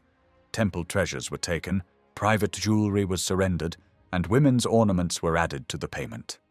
Amid public mourning, the population eventually gathered the demanded sum. Even that did not save them. Zenobius accused the Chians of providing metal that did not meet the required weight. He then ordered the population to gather in the theater. While they assembled, Pontic soldiers surrounded the building and occupied the streets leading toward the coast. Swords were drawn, making the true purpose of the meeting unmistakable. The Chians were removed from the theater one by one and forced aboard ships. Men were separated from women and children, families were broken apart, and the captives were treated as enemies rather than subjects. They were eventually delivered to Mithridates, who ordered them transported far away toward the Black Sea. A city that had once served as one of his allies was effectively deported because the king no longer believed in its loyalty.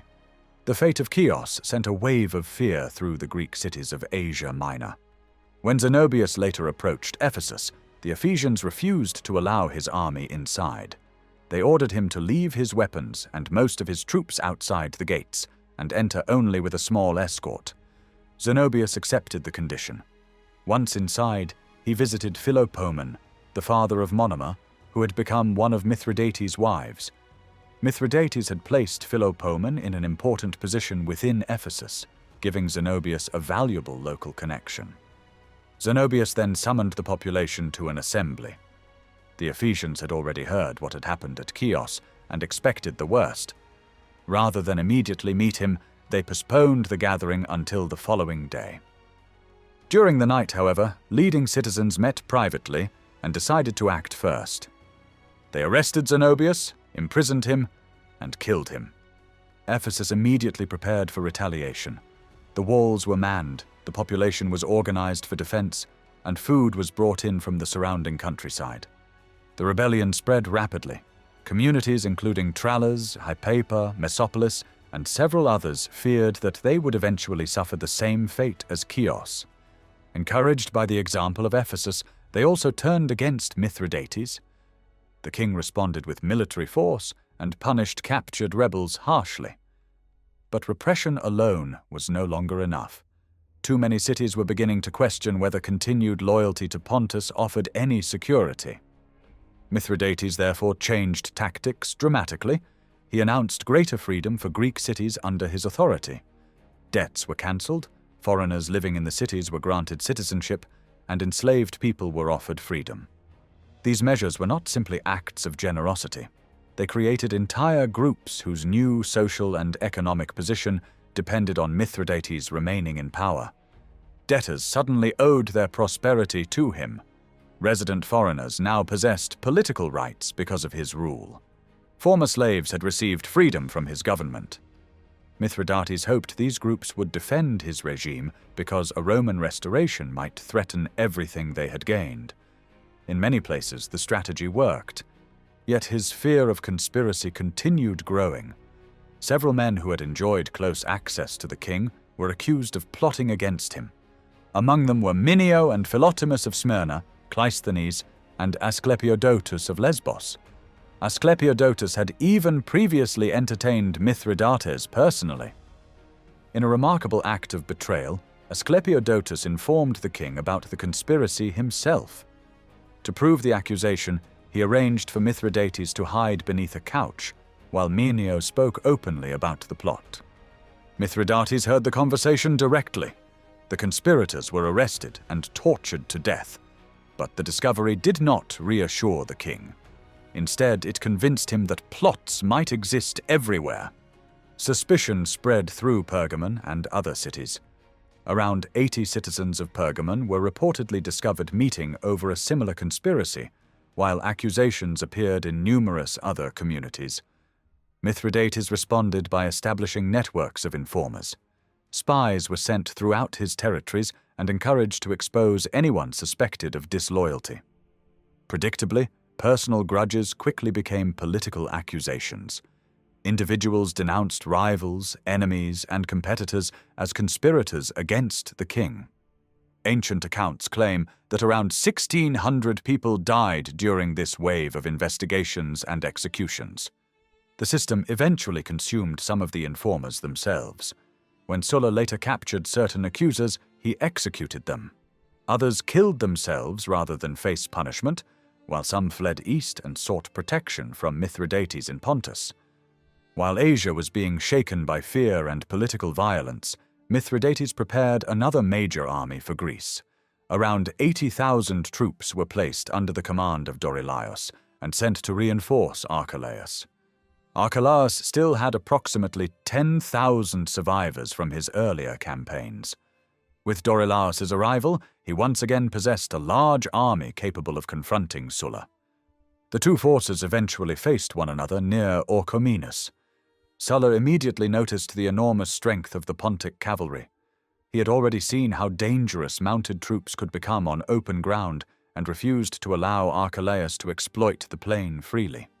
His solution was simple but effective.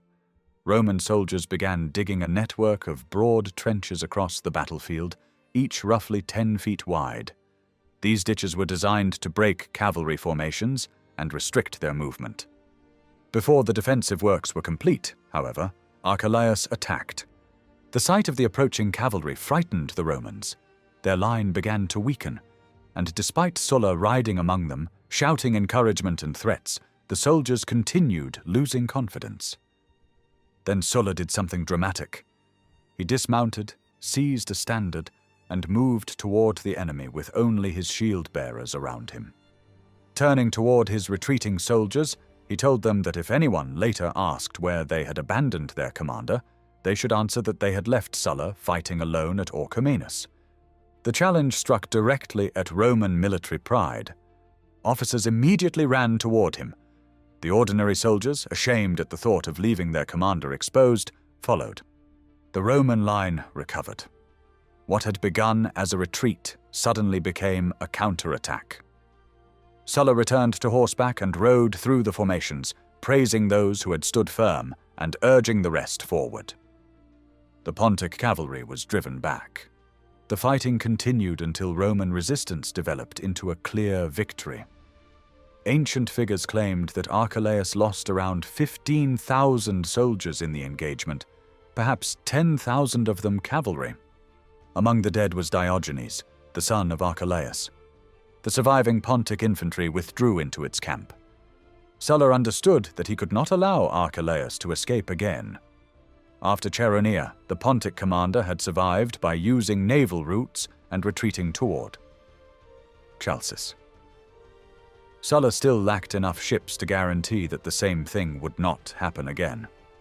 He therefore placed guards across the plain during the night. The following day, Roman soldiers began digging another ditch, this time around the Pontic camp itself.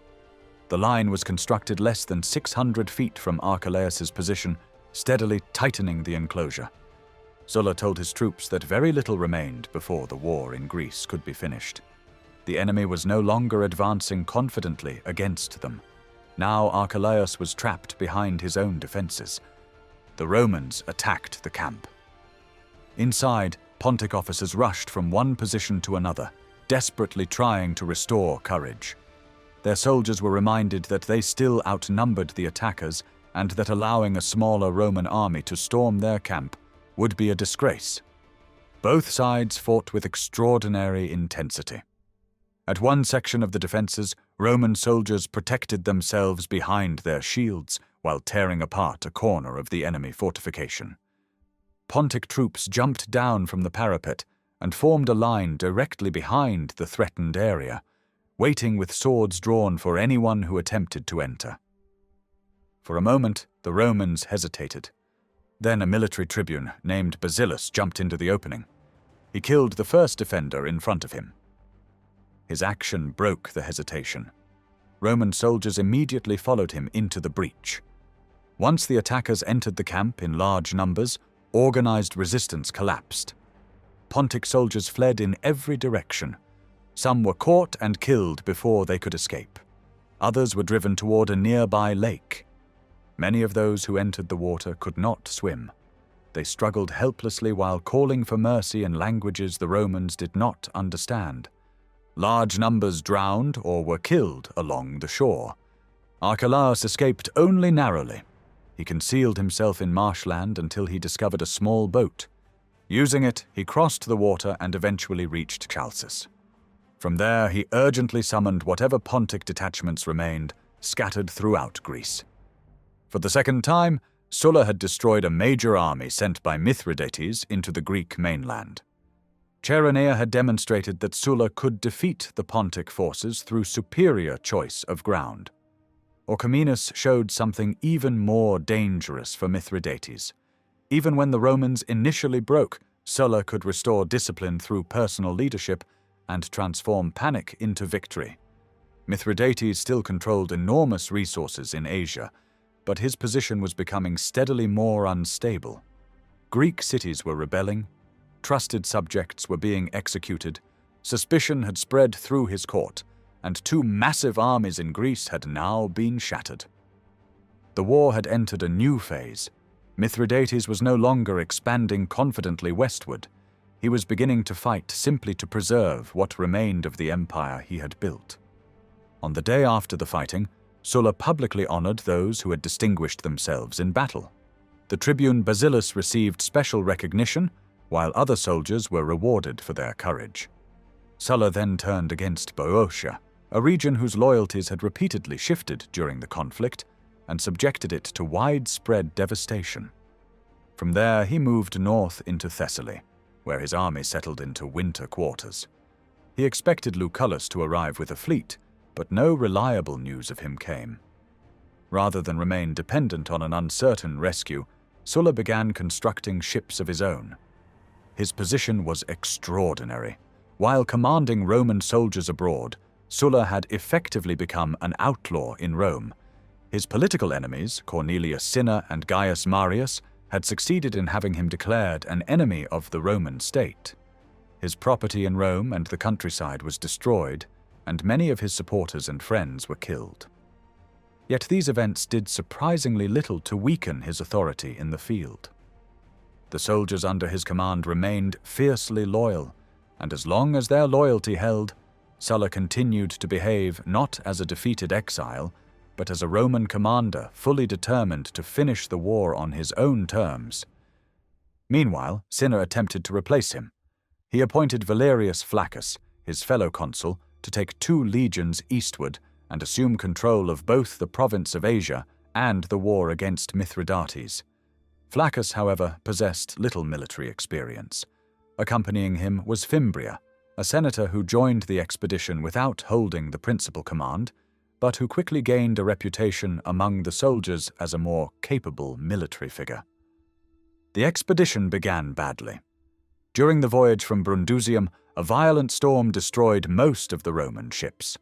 Other vessels that had sailed ahead were attacked and burned by forces sent by Mithridates. These losses were serious enough, but Flaccus soon faced an even more dangerous problem inside his own army. His behavior made him deeply unpopular. The soldiers regarded him as greedy, harsh in punishment, and generally unfit to command them. Some detachments that had already reached Thessaly abandoned his cause altogether and joined Sulla. Fimbria prevented many others from following them, largely because the troops considered him more approachable and more competent than Flaccus. Relations between Fimbria and Flaccus eventually collapsed over an apparently minor dispute. While staying at an inn, Fimbria became involved in an argument with a quaestor concerning their accommodations. Flaccus was asked to settle the matter, but his decision offended Fimbria, who angrily threatened to return to Rome. Flaccus responded by appointing another man to take over Fimbria's responsibilities.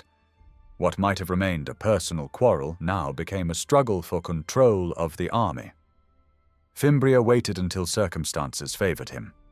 When Flaccus sailed to Chalcedon, Fimbria challenged Thermus, the officer left behind to exercise authority in Flaccus's absence.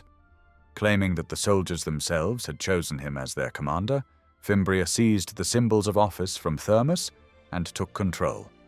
Flaccus returned furious, but by then his authority had largely disappeared. Instead of crushing the mutiny, he found himself fleeing from his own subordinate. Flaccus escaped first toward Chalcedon and then reached Nicomedia, where he shut himself inside the city. His attempt to hide did not save him. Fimbria pursued him, discovered him concealed in a well, and had him killed. The humiliation continued even after death. Fimbria ordered the consul's head cut off and thrown into the sea, while the rest of the body was abandoned without burial. It was an astonishing reversal. Flaccus had entered Asia as consul and official commander of the Roman war effort, while Fimbria had accompanied him merely as a private individual and companion. Now Flaccus was dead, and Fimbria had taken his army.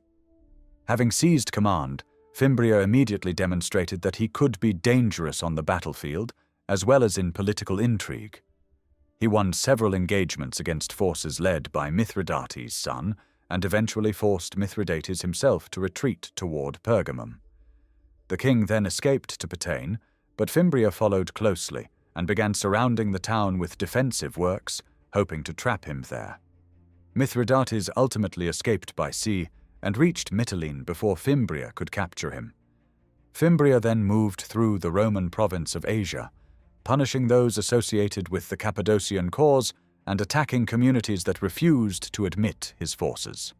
His campaign became particularly brutal at Ilium, the ancient city associated with Troy. When the inhabitants found themselves threatened by Fimbria, they appealed to Sulla for protection. Sulla promised assistance and instructed them to tell Fimbria that they had placed themselves under his authority. Fimbria responded with calculated irony. He congratulated the people of Ilium for being friends of Rome and argued that they should therefore have no reason to exclude him, since he too was Roman.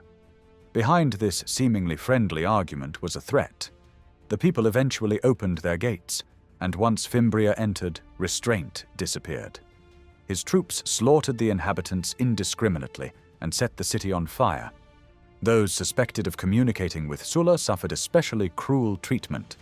even the sacred places offered no protection. People who fled into the Temple of Athena were killed as the sanctuary itself was burned, and sacred objects were destroyed along with them. Fimbria ordered the city's walls demolished, and on the following day his men searched through the ruins to determine whether anything substantial had survived. The destruction was presented as a bitter historical irony. Ilium, a city that Roman tradition connected with Rome's own Trojan ancestry, had now been devastated by Romans more completely than legend claimed it had been destroyed by Agamemnon's Greeks. Houses, temples, monuments, and statues disappeared in the catastrophe. According to one tradition, however, the sacred image of Athena, known as the Palladium, survived because collapsing walls formed a protective covering around it. Whether that story was true depended, of course, on whether one accepted another tradition claiming that Diomedes and Odysseus had already removed the Palladium during the Trojan War. The destruction under Fimbria was dated to the end of the 173rd Olympiad, supposedly more than 1,000 years after the legendary fall of Troy. While Fimbria was creating chaos in Asia, Mithridates faced a much larger strategic crisis. The defeat at Orchomenus had shattered his hopes in Greece. Enormous numbers of troops had been sent there since the beginning of the war, only to disappear through repeated defeats. The scale and speed of these disasters finally convinced the king that continuing the struggle on the same terms was becoming impossible. He therefore instructed his general Archelaus to approach Sulla and seek the best peace settlement he could obtain. Archelaus met Sulla and attempted to frame the war in terms that might encourage negotiation. He reminded the Roman commander that Mithridates had once enjoyed friendly relations with Sulla's father, and argued that the king had been pushed into conflict largely because of the greed and misconduct of other Roman officials. If Sulla offered reasonable conditions, Archelaus suggested, Mithridates was prepared to rely on his sense of justice and bring the war to an end. Peace also offered important advantages to Sulla. His military position was strong, but his political situation remained dangerous. He lacked an adequate fleet, and the government in Rome was providing him with neither money nor supplies. Instead, it had declared him an outlaw. Financing the campaign had become so difficult that he had drawn wealth from the great sanctuaries at Delphi, Olympia, and Epidaurus, compensating them with territory taken from Thebes because of that city's repeated changes of allegiance. More importantly, Sulla wanted to return west. Every additional month spent fighting Mithridates delayed the confrontation with his enemies in Italy. He needed his army intact and ready for the struggle that awaited him at home. Sulla was therefore willing to negotiate, but he refused to accept Archelaus's description of Mithridates as an innocent victim. If the king truly believed Rome had treated him unjustly, Sulla argued, he could have sent representatives and formally presented his complaints. Instead, Mithridates had invaded territories that were not his, killed vast numbers of people, seized civic and religious treasuries, and confiscated the possessions of those he destroyed. Such actions, in Sulla's view, were not the behavior of a ruler reluctantly defending himself. He also accused Mithridates of brutality toward his own allies. Men who had trusted the king had been executed, including tetrarchs summoned to a banquet and killed along with members of their families. Even more serious in Roman eyes was the treatment of Italians living throughout Asia. Sulla recalled the mass killing of Italians and described the murder and torture not only of men, but also of women, children, and slaves of Italian descent. Mithridates, he argued, could hardly appeal to an old friendship with Sulla's family after displaying such hostility towards Italy.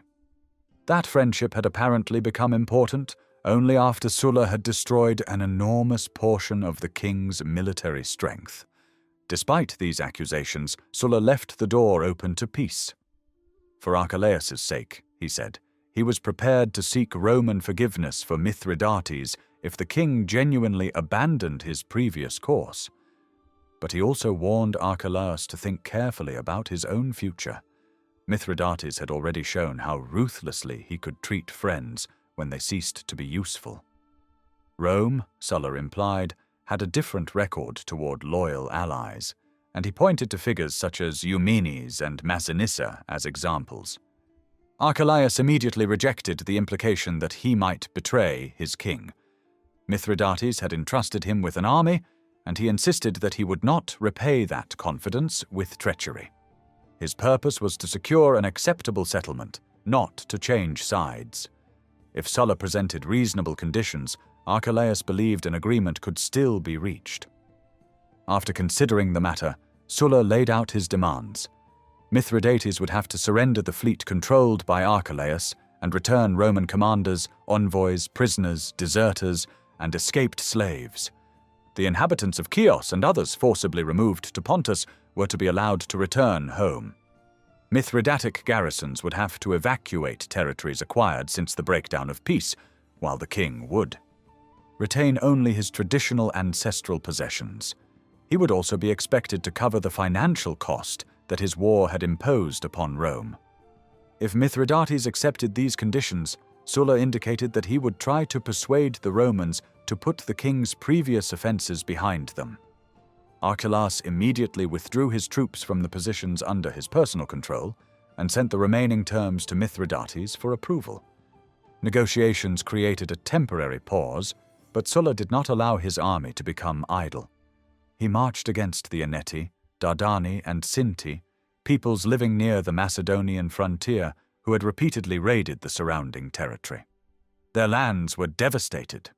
The campaign served two purposes at once. It kept Sulla's troops hardened and active while also providing them with plunder and wealth. In 84 BC, representatives of Mithridates returned with the king's answer. He accepted nearly all of Sulla's conditions, although disagreement remained over Paphlagonia. The envoys then made a provocative remark. Mithridates, they claimed, could have secured more favorable terms had he negotiated with Fimbria instead. The comparison enraged Sulla.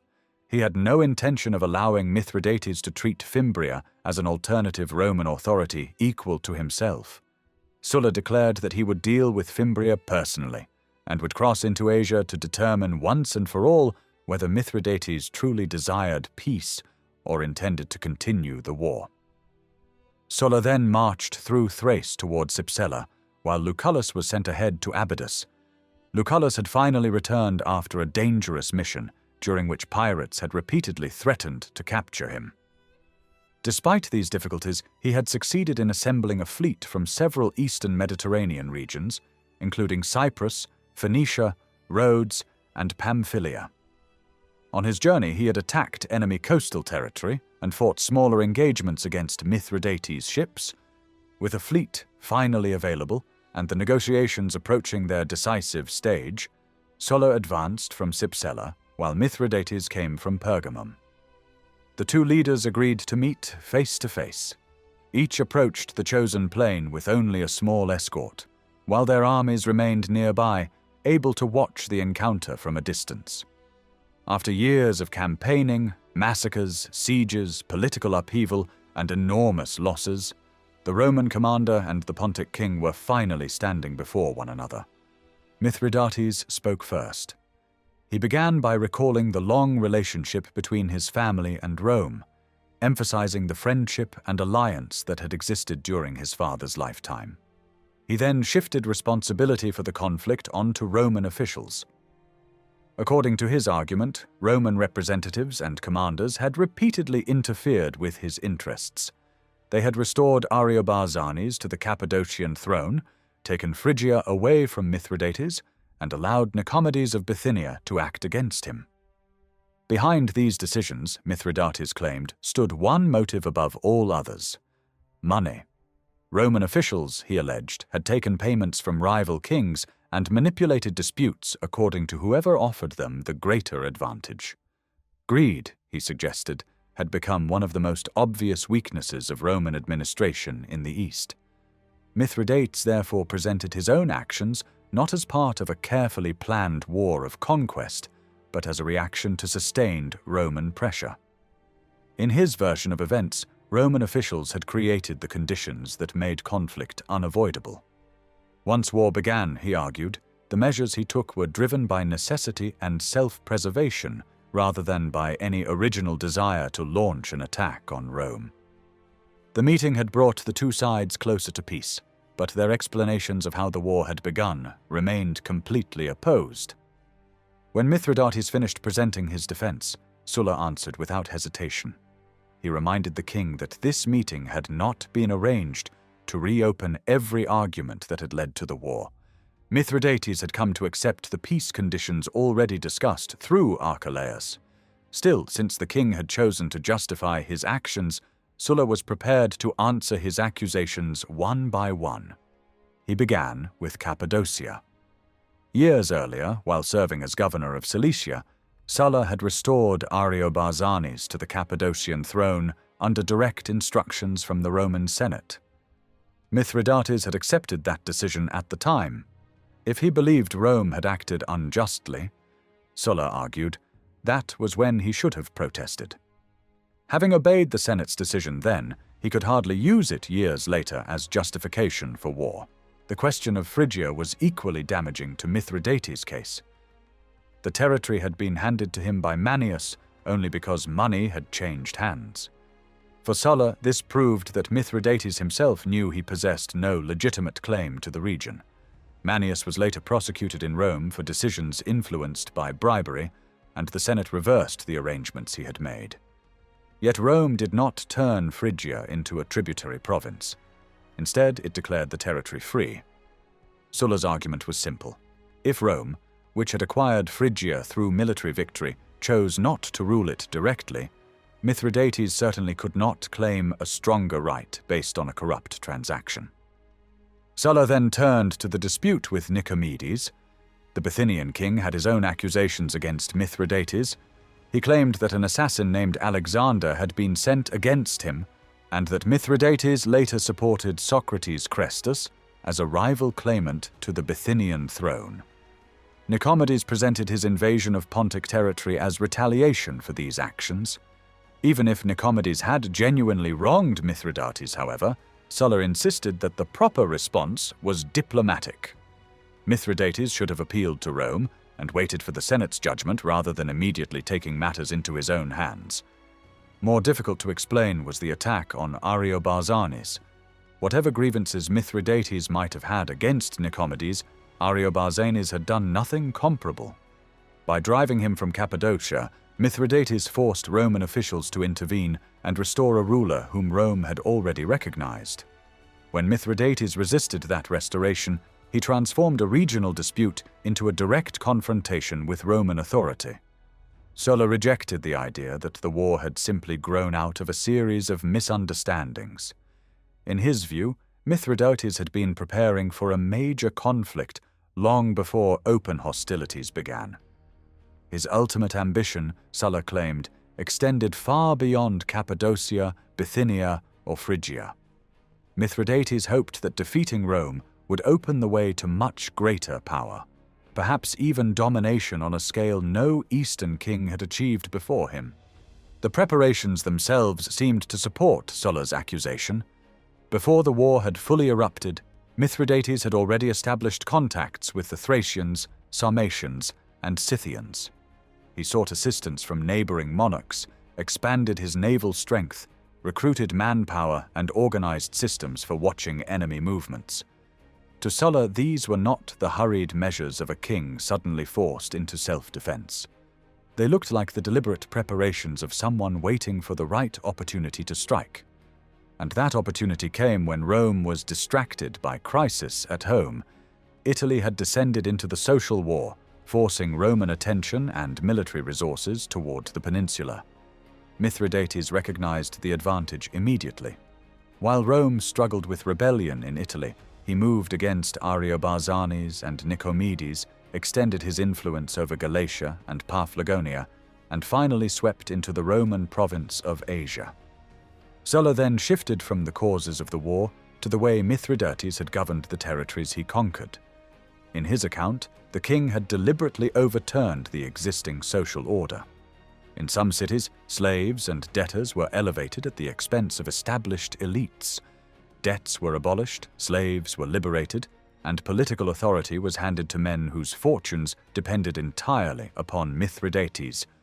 Greek communities were also subjected to violence, including the execution of large numbers of people accused of opposing the new regime. The massacre of the Galatian tetrarchs provided another example. Mithridates had gathered leading Galatian rulers together and then had them killed. But Sulla reserved his strongest condemnation for the coordinated slaughter of Italians living throughout Asia. Men, women, and children of Italian background were killed in enormous numbers.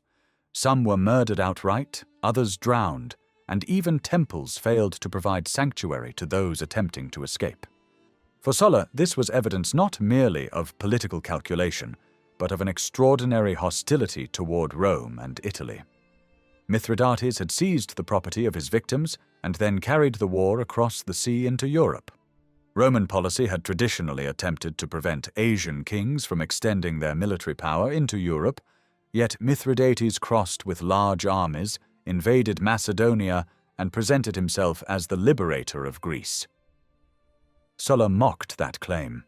Mithridates had supposedly come to free the Greeks, but his campaigns had instead brought Greece under another form of domination. More importantly, the king had shown little interest in peace while his armies were winning. Negotiation began only after Sulla reversed the situation.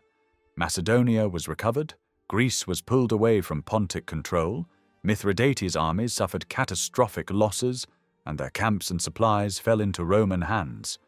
Only then had Archelaus approached Sulla asking for peace. This made Mithridates' present attempt to justify the war especially irritating to the Roman commander. The king had already sought forgiveness through his general, yet now, standing face to face with Sulla, he was again presenting himself as the injured party. Sulla made it clear that he had not come to participate in an endless debate. The moment for explanations had passed when Mithridates chose armed resistance. Rome had answered that challenge with force, and, as far as Sulla was concerned, would continue doing so until the king submitted. The intensity of Sulla's response had its effect. Mithridates abandoned further resistance and accepted the conditions previously negotiated with Archelaus. He surrendered the required ships and fulfilled the other demands placed upon him. His conquests were stripped away, leaving him with his hereditary kingdom of Pontus. With this settlement, the First Mithridatic War finally came to an end. Sulla could now turn toward another enemy, and this one was Roman. Fimbria still commanded an army in Asia, despite having obtained that position through mutiny and the murder of the consul Flaccus. Sulla advanced until his troops were only a short distance from Fimbria's position, and demanded that he surrender his army, arguing that Fimbria possessed no lawful authority to command it. Fimbria answered with sarcasm. Sulla, he pointed out, was hardly in a position to lecture anyone about lawful command. The government in Rome had declared Sulla an enemy, meaning that his own constitutional position was deeply questionable. But arguments about legality mattered less than military reality. Sulla possessed the stronger army and rapidly began surrounding Fimbria's camp with fortifications. The effect was immediate. Fimbria's soldiers began deserting to Sulla openly. Desperate to stop the collapse, Fimbria assembled his remaining troops and begged them to remain loyal. They refused. Whatever their previous attachment to him, they had little desire to fight other Roman soldiers on his behalf. Fimbria's desperation became increasingly visible. He tore at his clothing and personally approached his soldiers, throwing himself before them and pleading for support. Still, they turned away. Desertions continued, and Fimbria realized that persuasion alone would not save him. He next tried money. Moving among the tents of his military officers, he bribed several tribunes and then summoned another assembly. This time he demanded that the soldiers swear an oath to remain with him. Those who had already been bought insisted that every man should be called individually and required to swear loyalty. Fimbria began with soldiers and officers who owed him favors, assuming that personal obligation would force them to support him. The first man summoned was Nonius, one of his closest companions. Yet even Nonius refused. Furious and humiliated, Fimbria drew his sword and threatened to kill him. Only the angry reaction of the surrounding soldiers forced him to stop. With his army slipping away, Fimbria resorted to assassination. He offered one of his slaves money and freedom in exchange for killing Sulla. The slave entered Sulla's camp pretending to be a deserter, but as the moment approached, fear betrayed him. His suspicious behavior led to his arrest, and under questioning he revealed the entire plot. Sulla's soldiers now regarded Fimbria with open contempt. Gathering around his position, they shouted insults across the lines and mockingly called him Athenio, comparing him to the leader of rebellious slaves who had briefly risen to prominence in Sicily. The insult was carefully chosen. A Roman who claimed military authority was being reduced, in the eyes of his enemies, to the level of a desperate rebel commanding fugitives. Fimbria finally understood that his cause was lost. He approached Sulla's defensive lines and requested a personal meeting. Sulla refused even that small recognition and sent Rutilius to speak with him instead. Fimbria found the rejection humiliating. Sulla had been willing to meet Mithridates, Rome's foreign enemy, face to face, yet would not grant the same courtesy to him. Fimbria blamed his mistakes on youth and asked to be forgiven. Through Rutilius, Sulla offered him a way out. He could travel safely to the coast, provided that he left Asia, the province over which Sulla claimed authority as proconsul. Fimbria replied that he knew a better road of escape. He returned to Pergamum and entered the sanctuary of Aesculapius. There he attempted to kill himself with his sword, but the first wound was not fatal. He then ordered a slave to finish the task. The slave obeyed, killing Fimbria before taking his own life as well. Thus ended the career of a man whose short period of power had brought extraordinary violence to Asia. Sulla allowed Fimbria's freedmen to recover and bury his body. He deliberately contrasted his behavior with that of Cinna and Marius, accusing his enemies in Rome of denying burial to many of the people they had killed. Even in death, Fimbria became part of Sulla's larger political struggle against his rivals. Fimbria's abandoned soldiers transferred their allegiance to Sulla. After exchanging pledges with them, Sulla incorporated them into his own forces. His army was now larger, Mithridates had been contained, and the competing Roman command in Asia had disappeared. Sulla then began rebuilding the political order that Mithridates had overturned. Curio was instructed to restore Nicomedes to the throne of Bithynia and Ariobarzanes to Cappadocia. Sulla also sent a report of his actions to the Senate as though his own legal status had never been challenged. The fact that Rome had officially declared him a public enemy was simply ignored. With the military struggle largely settled, Sulla turned to the wider administration of Asia. Some communities received generous treatment. Ilium, Chios, Lycia, Rhodes, Magnesia, and several others were granted freedom because they had either supported Rome or suffered because of their loyalty. They were formally recognized as friends of the Roman people. Elsewhere, however, Sulla's settlement was much harsher. His troops were distributed among cities throughout the region, placing the burden of maintaining Roman soldiers directly upon local populations. He also ordered slaves who had been liberated during Mithridates' rule to return immediately to their former owners. Resistance followed. Many freed slaves refused to surrender the freedom they had recently obtained, while some communities openly rebelled. Roman retaliation was severe. Free inhabitants and slaves alike were killed under various accusations. The walls of several towns were torn down, settlements were plundered, and inhabitants were sometimes sold into slavery. Those associated with the Cappadocian faction received particularly harsh treatment. Ephesus attracted special anger because of the enthusiasm with which its population had supported Mithridates.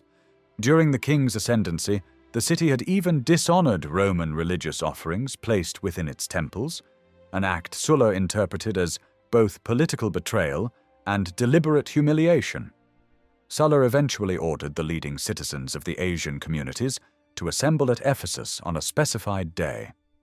Once they had gathered, he addressed them publicly. His speech was designed not only to announce punishment, but also to explain Rome's interpretation of its entire relationship with the Greek cities of Asia. He began by reaching back to the war against Antiochus III of Syria.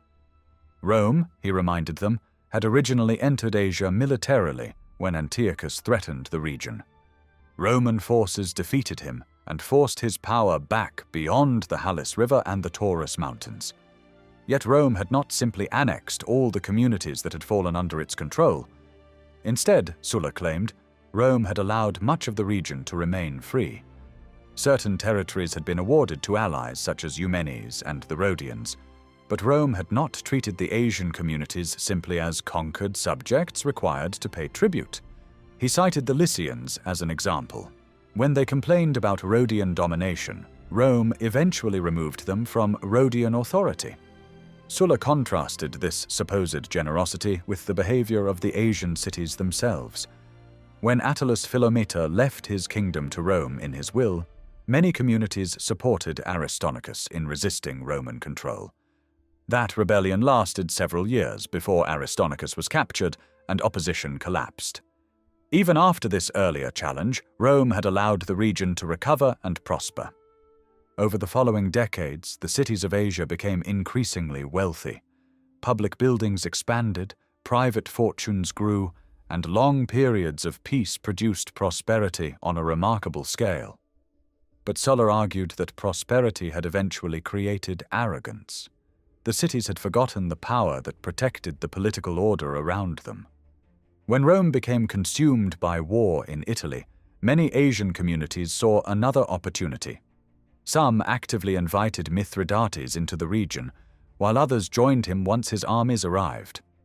What Sulla regarded as their greatest crime followed soon afterward: obedience to Mithridates' command to kill Italians throughout the cities of Asia. The killings were coordinated and merciless. Italian men were murdered alongside women and children, and even those seeking sanctuary in temples were not protected. For Sulla, this was not simply wartime collaboration.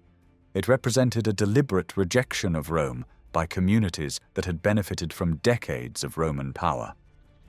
Yet he reminded his audience that Mithridates himself had already punished them in his own way. The king they had welcomed as a liberator soon interfered deeply in their societies. Property was seized, land redistributed, debts cancelled, slaves freed, and political rulers imposed upon certain cities. Violence and plunder spread both on land and at sea. According to Sulla, the experience should have taught the Asian Greeks an unmistakable lesson. They had abandoned Rome for a supposed champion and quickly discovered what that choice actually meant. Mithridates' rule had exposed them to instability, confiscation, political interference, and bloodshed. By comparison, Sulla presented Roman authority as the more predictable and restrained system.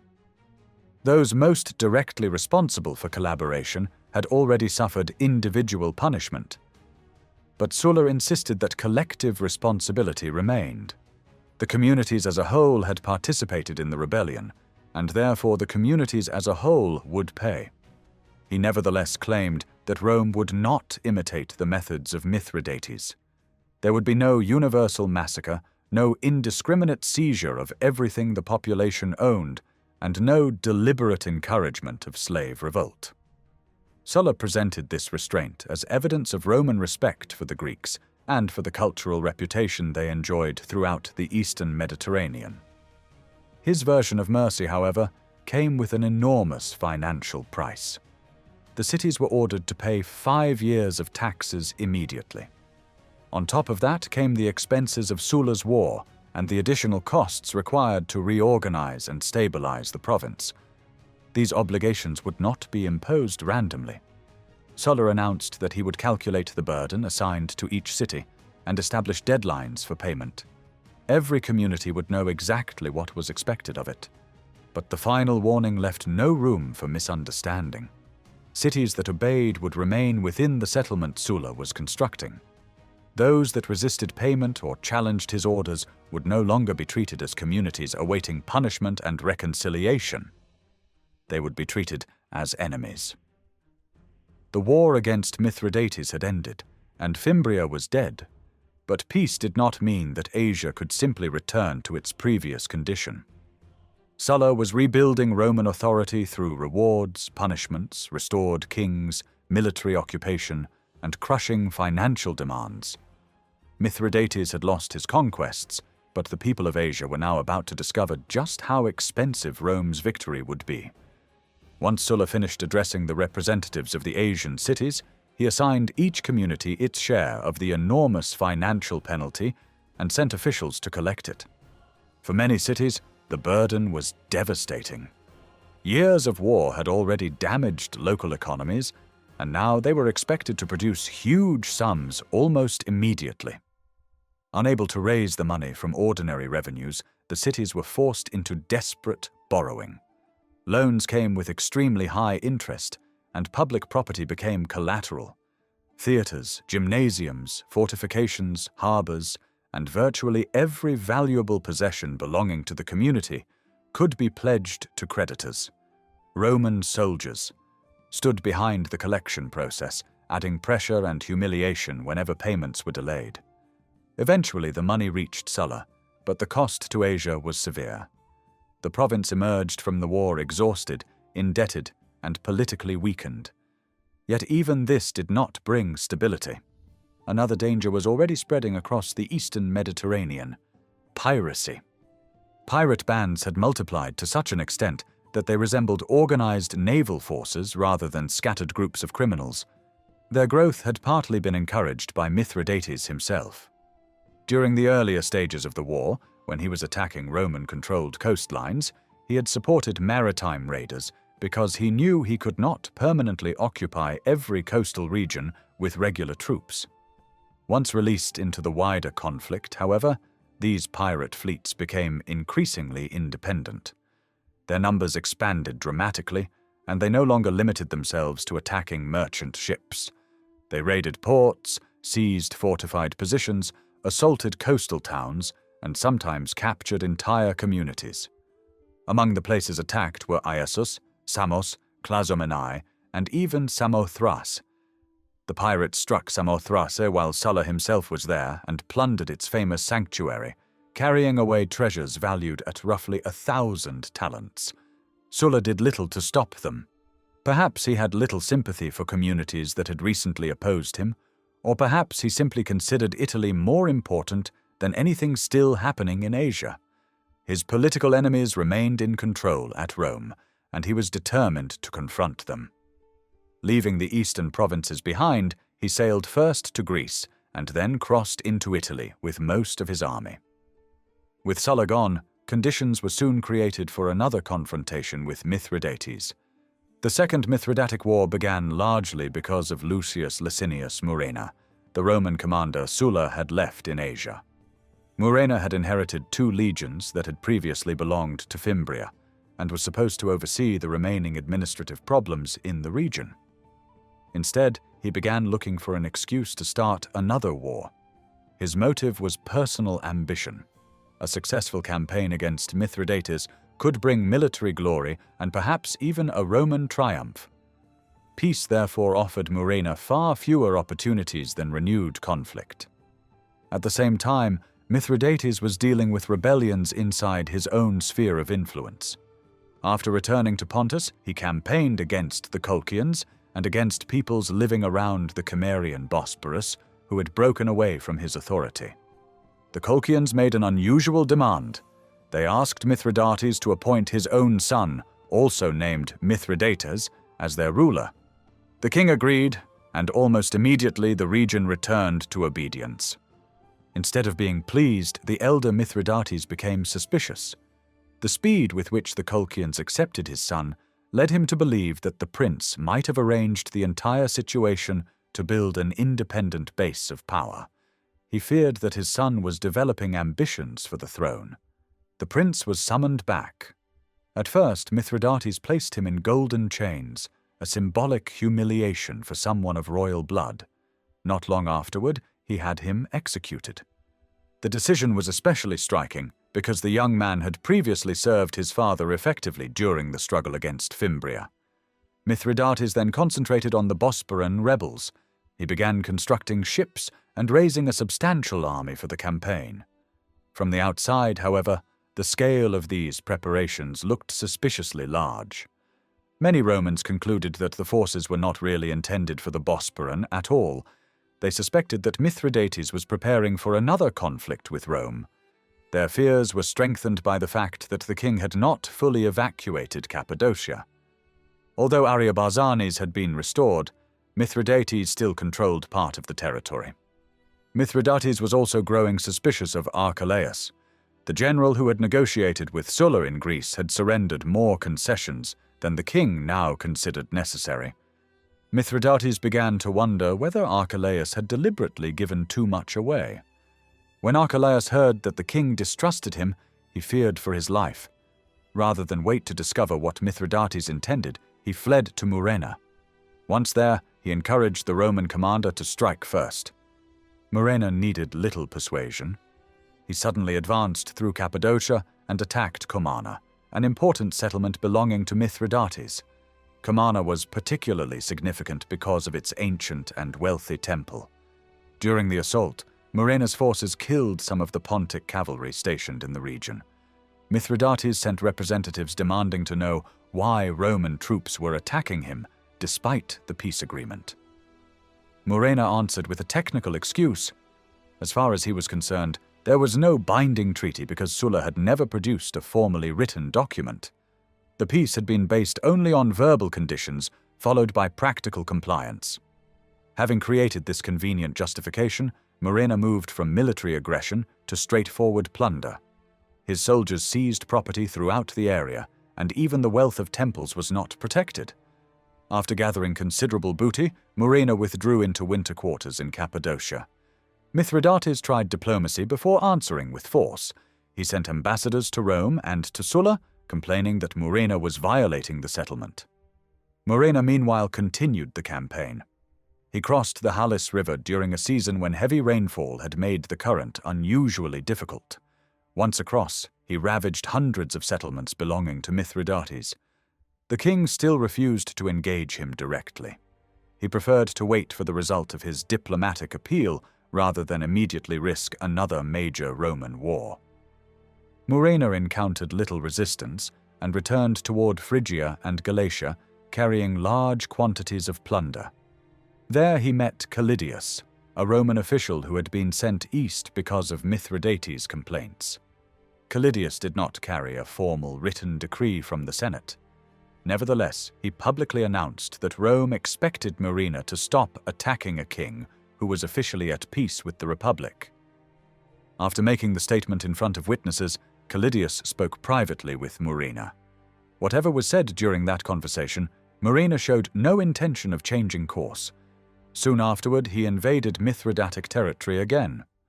For Mithridates, the repeated attacks changed the situation completely. He began to suspect that Murena's aggression had been secretly approved by Rome. If the Romans had chosen war, he would answer them with war. He ordered his general Gordius to retaliate. Gordius began by raiding Roman-controlled territory and carrying away livestock, pack animals, civilians, and soldiers. He then positioned himself opposite Murena with a river between the two armies. For a time, neither side attacked. The confrontation remained tense but limited until Mithridates arrived personally with a much larger force. His arrival immediately transformed the situation. Fighting erupted along the riverbank, and the engagement quickly became serious. Mithridates gained the advantage and successfully forced his way across the river. Murena was unable to stop him. The Pontic army continued pressing forward, forcing the Romans back toward a defensible hill. Mithridates attacked again. The Romans suffered significant losses, and Murena eventually abandoned the position. His retreat became increasingly difficult as he attempted to escape through mountainous terrain along routes that were hardly suitable for an organized army. Pontic troops pursued him and repeatedly struck the withdrawing Romans with missile fire. Murena finally escaped toward Phrygia, but the campaign had turned into a humiliating defeat. News of the victory spread rapidly. Mithridates had defeated a Roman army in open battle, and the psychological effect was immediate. Communities and political groups that had been uncertain about which side would prevail began shifting back toward the Pontic king. Mithridates took advantage of the momentum and expelled Murina's remaining garrisons from Cappadocia. He then celebrated the victory according to an important religious custom of his kingdom by offering sacrifice to Zeus Stratius. The ceremony was performed on a high hill. The king himself participated in building an enormous pile of wood. Around the main structure, a second and lower circle of wood was prepared. Offerings were placed upon the higher pile, including milk, honey, wine, oil, and different kinds of incense. On the lower level, food was arranged for those attending the ceremony, including bread and meat. The arrangement resembled ceremonial practices associated with Persian kingship. Once everything was prepared, the enormous structure was set on fire. The resulting blaze was said to be visible from an extraordinary distance. Its heat was supposedly so intense that no one could safely approach the site for several days. By performing the sacrifice, Mithridates publicly celebrated not only a military success, but also the survival of his authority after a period in which Rome had seemed to have completely broken his power. Sulla, however, had no interest in allowing Murina's private ambitions to restart a major Eastern war. From his perspective, Mithridates had not violated the peace agreement before Murina attacked him. Sulla therefore sent Aulus Gabinius east with explicit instructions. Murena was to understand that the earlier order to stop attacking Mithridates had been serious. Gabinius was also expected to settle the continuing dispute between Mithridates and Ariobarzanes over Cappadocia. A meeting was arranged between the two kings. During the negotiations, Mithridates used a marriage alliance to strengthen his position, promising his 4-year-old daughter to Ariobarzanes. The engagement provided a convenient diplomatic framework for compromise. Mithridates was allowed to retain the portion of Cappadocia he already controlled, and even obtained additional territory. The settlement was followed by a banquet. As part of the celebration, competitions were organized in the style favored at Mithridates' court. Guests could win gold prizes for outstanding performances in drinking, eating, singing, joking, and other forms of entertainment. Gabinius refused to participate in these contests. With this settlement, the Second Mithridatic War came to an end after roughly 3 years of unstable peace, unofficial aggression, and limited campaigning. Mithridates now had enough freedom to turn once again toward the Black Sea. He brought the peoples around the Bosporus back under control and appointed another of his sons, Machares, to rule them as king. From there, Mithridates campaigned against peoples living beyond Colchis, identified in the tradition as Achaeans supposedly descended from Greeks who had become separated from their companions while returning from the Trojan War. The expedition went badly. Mithridates lost 2 divisions of his army. Some soldiers died in battle, others from severe cold, and still others through enemy deception and ambush. After returning home, he again attempted to stabilize relations with Rome. Ambassadors were sent to secure formal confirmation of the agreements that had previously been reached. At the same time, Ariobarzanes sent his own representatives to Rome. He complained that Mithridates had still not completely withdrawn from Cappadocia. In fact, according to his accusations, the Pontic king continued to occupy a substantial portion of the kingdom. Sulla ordered Mithridates to give up the remaining Cappadocian territory. This time, the king obeyed. He then sent another embassy to Rome, once again hoping to place the agreements on a formal legal foundation. But circumstances had changed. Sulla died in 78 BC, and Roman politics entered another unstable phase. The Senate was occupied with other problems, while the consuls refused even to receive Mithridates' representatives. The king now understood that the eastern settlement was still dangerously uncertain. Rather than openly invade Cappadocia himself, he turned to his son-in-law Tigranes, king of Armenia. Mithridates persuaded Tigranes to attack Cappadocia as though the campaign were entirely an Armenian initiative. The deception was not convincing. Roman observers understood perfectly well that Mithridates stood behind the operation, but Tigranes continued regardless. The Armenian king surrounded Cappadocia and carried out a massive forced migration. Around 300,000 people were taken from the region and transported into his own kingdom. Many of these displaced Cappadocians were resettled in the new royal city of Tigranokerta. The city had special importance for Tigranes. It was associated with the place where he had assumed the Armenian diadem, and he named the new capital after himself. While tensions were growing in the east, Rome was facing another dangerous rebellion in the west. In Spain, the Roman commander Sertorius had broken with the government at Rome and built an alternative political system around himself. He controlled large parts of the Iberian Peninsula and neighboring regions, and even created a senate modeled on the Roman Senate. Two men associated with Sertorius, Lucius Magius and Lucius Fannius, saw an opportunity in Mithridates. They proposed an alliance. Their argument was strategically powerful. Sertorius was already tying down Roman forces in the western Mediterranean. If Mithridates launched another major war in Asia at the same time, Rome would be forced to fight powerful enemies at opposite ends of its territory. Mithridates accepted the idea and sent representatives to Sertorius. Sertorius proudly introduced the Pontic envoys before his own senate. To him, their arrival demonstrated how far his reputation had spread. A rebellion that had begun in Spain could now influence events as far away as Pontus. He imagined placing Rome under pressure from two directions at once, Sertorius from the west and Mithridates from the east. A formal agreement followed. Sertorius promised Mithridates recognition of his claims over Asia, Bithynia, Paphlagonia, Cappadocia, and Galatia. In return, he sent experienced Roman assistants eastward. Marcus Varius was dispatched to serve Mithridates as a military commander, while Magius and Fannius accompanied the king as advisors. With Roman officers now assisting him and Sertorius creating pressure in Spain, Mithridates prepared for another confrontation.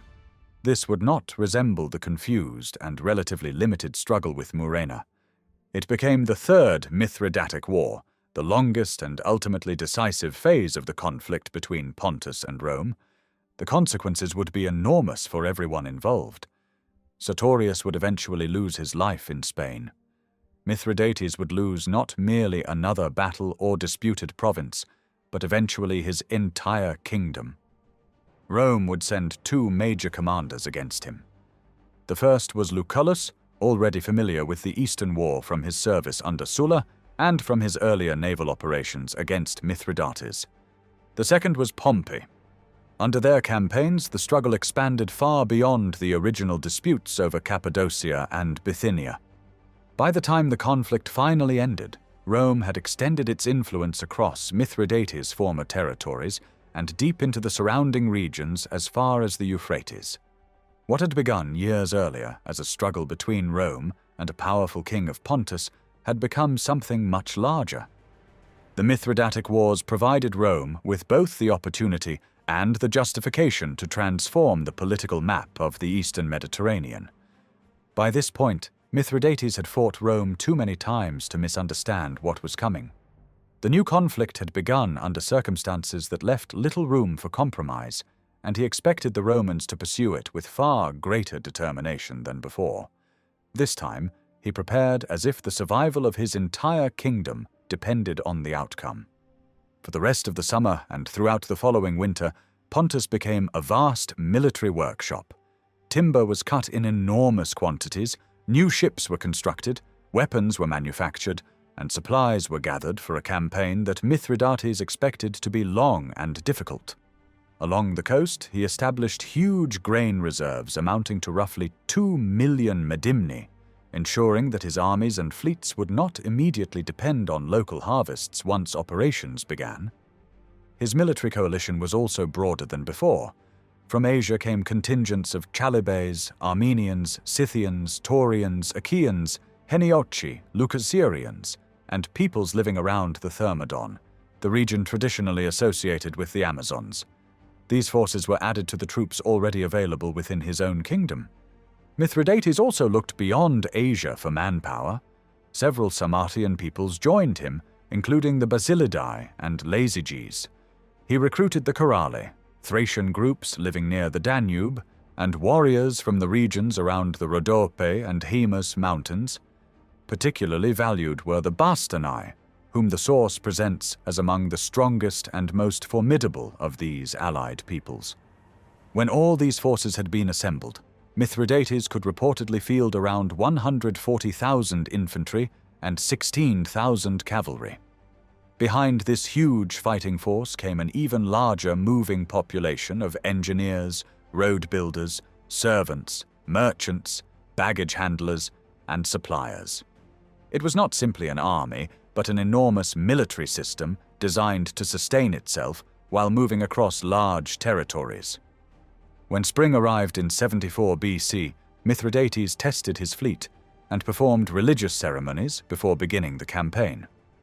As usual, he sacrificed to Zeus Stratius, one of the deities most closely connected with his kingship and military power.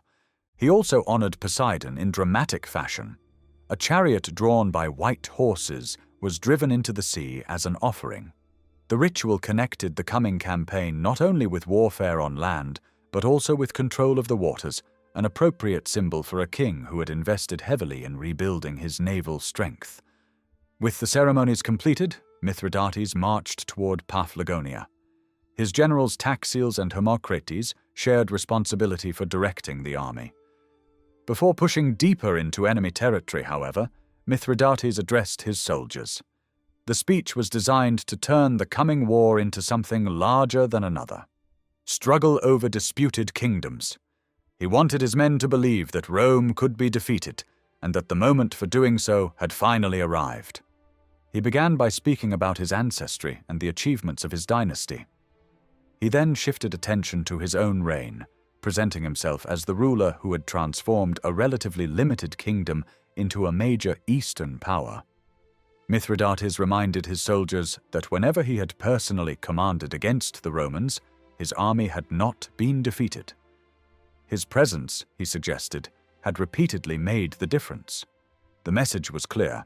Previous reverses did not prove Roman superiority, and this new campaign could still end differently. He then attacked the character of Rome itself. According to Mithridates, Roman expansion was driven by limitless greed. The Romans were not content with ruling foreign peoples. He claimed that their hunger for domination had even reduced much of Italy and their own ancestral communities to submission. The previous peace settlement became another part of his argument. Mithridates accused the Romans of deliberately refusing to place the agreement on a secure, formal basis. In his interpretation, they had avoided registering the treaty because they wanted the freedom to break it whenever circumstances became favorable. After explaining why he believed the war was justified, Mithridates turned to practical reasons for confidence. He described the size and diversity of the army standing before him, and emphasized the resources available to Pontus and its allies. Rome, by contrast, appeared overstretched. In Spain, the Romans were still engaged in the difficult struggle against Sertorius. Italy itself remained politically divided and scarred by years of internal conflict. These disputes, Mithridates claimed, had weakened Rome's ability to respond effectively elsewhere. He pointed to the Mediterranean as further evidence. Piracy had expanded dramatically, yet Rome had tolerated the situation for years. To Mithridates, this showed that the Republic no longer possessed enough strength to control all the areas it claimed to dominate. He went even further, insisting that Rome had almost no genuine allies left, and that many of its subject peoples obeyed only because they were forced to do so. For dramatic effect, Mithridates drew attention to Romans standing within his own camp. Men such as Varius, Magius, and Fannius had turned against their own political authorities and were now cooperating with him. If respected Romans themselves were willing to fight their own state, Mithridates argued, then Rome could hardly be as united and invincible as it claimed. The speech had the intended effect. With his army encouraged and prepared for battle, Mithridates moved into Bithynia. The timing was especially favorable. Nicomedes IV had recently died without a surviving heir and had left his kingdom to Rome. The transfer transformed Bithynia from a neighboring monarchy into territory directly controlled by the Roman Republic. For Mithridates, this was strategically unacceptable. Roman possession of Bithynia would place another major region immediately beside Pontus and strengthen Rome's position on the Black Sea. He therefore invaded before the new Roman administration could firmly establish itself. The Roman governor, Marcus Aurelius Cotta, was not well suited for the crisis. He had little military experience and, when Mithridates advanced, withdrew with his available forces to Chalcedon. As a result, Bithynia rapidly fell back under Mithridatic control. Roman soldiers and civilians from across the region retreated toward Chalcedon, turning the city into the principal Roman stronghold. Mithridates followed them. Cotta refused to leave the city and offer battle. Knowing his own limitations as a commander, he preferred to remain behind the defenses. The more aggressive response came from his naval commander, Nudus. Taking part of the Roman force, Nudus occupied strong positions on the plain outside Chalcedon in an attempt to block the Pontic advance. The position did not hold. Mithridates' troops drove the Romans from the open ground and forced them into a chaotic retreat toward the city. The route back was especially difficult because the area was crossed by numerous walls and barriers. Soldiers fleeing toward the gates were repeatedly delayed, compressed into narrow spaces, and exposed to enemy attack. When the retreating force finally reached Chalcedon, panic spread. Large numbers of men attempted to pass through the gates at the same time. The crowd became so tightly packed that Pontic troops pursuing from behind could hardly miss. Arrows, javelins, and other missiles struck the mass of soldiers gathered around the entrance. Those inside the city were terrified that Mithridates' men might force their way through with the fugitives. The gate guards therefore closed the entrance. This trapped many Roman soldiers outside. Nudus and several senior officers escaped only because ropes were lowered from the walls and they were physically pulled upward to safety. Most of the others had no such opportunity.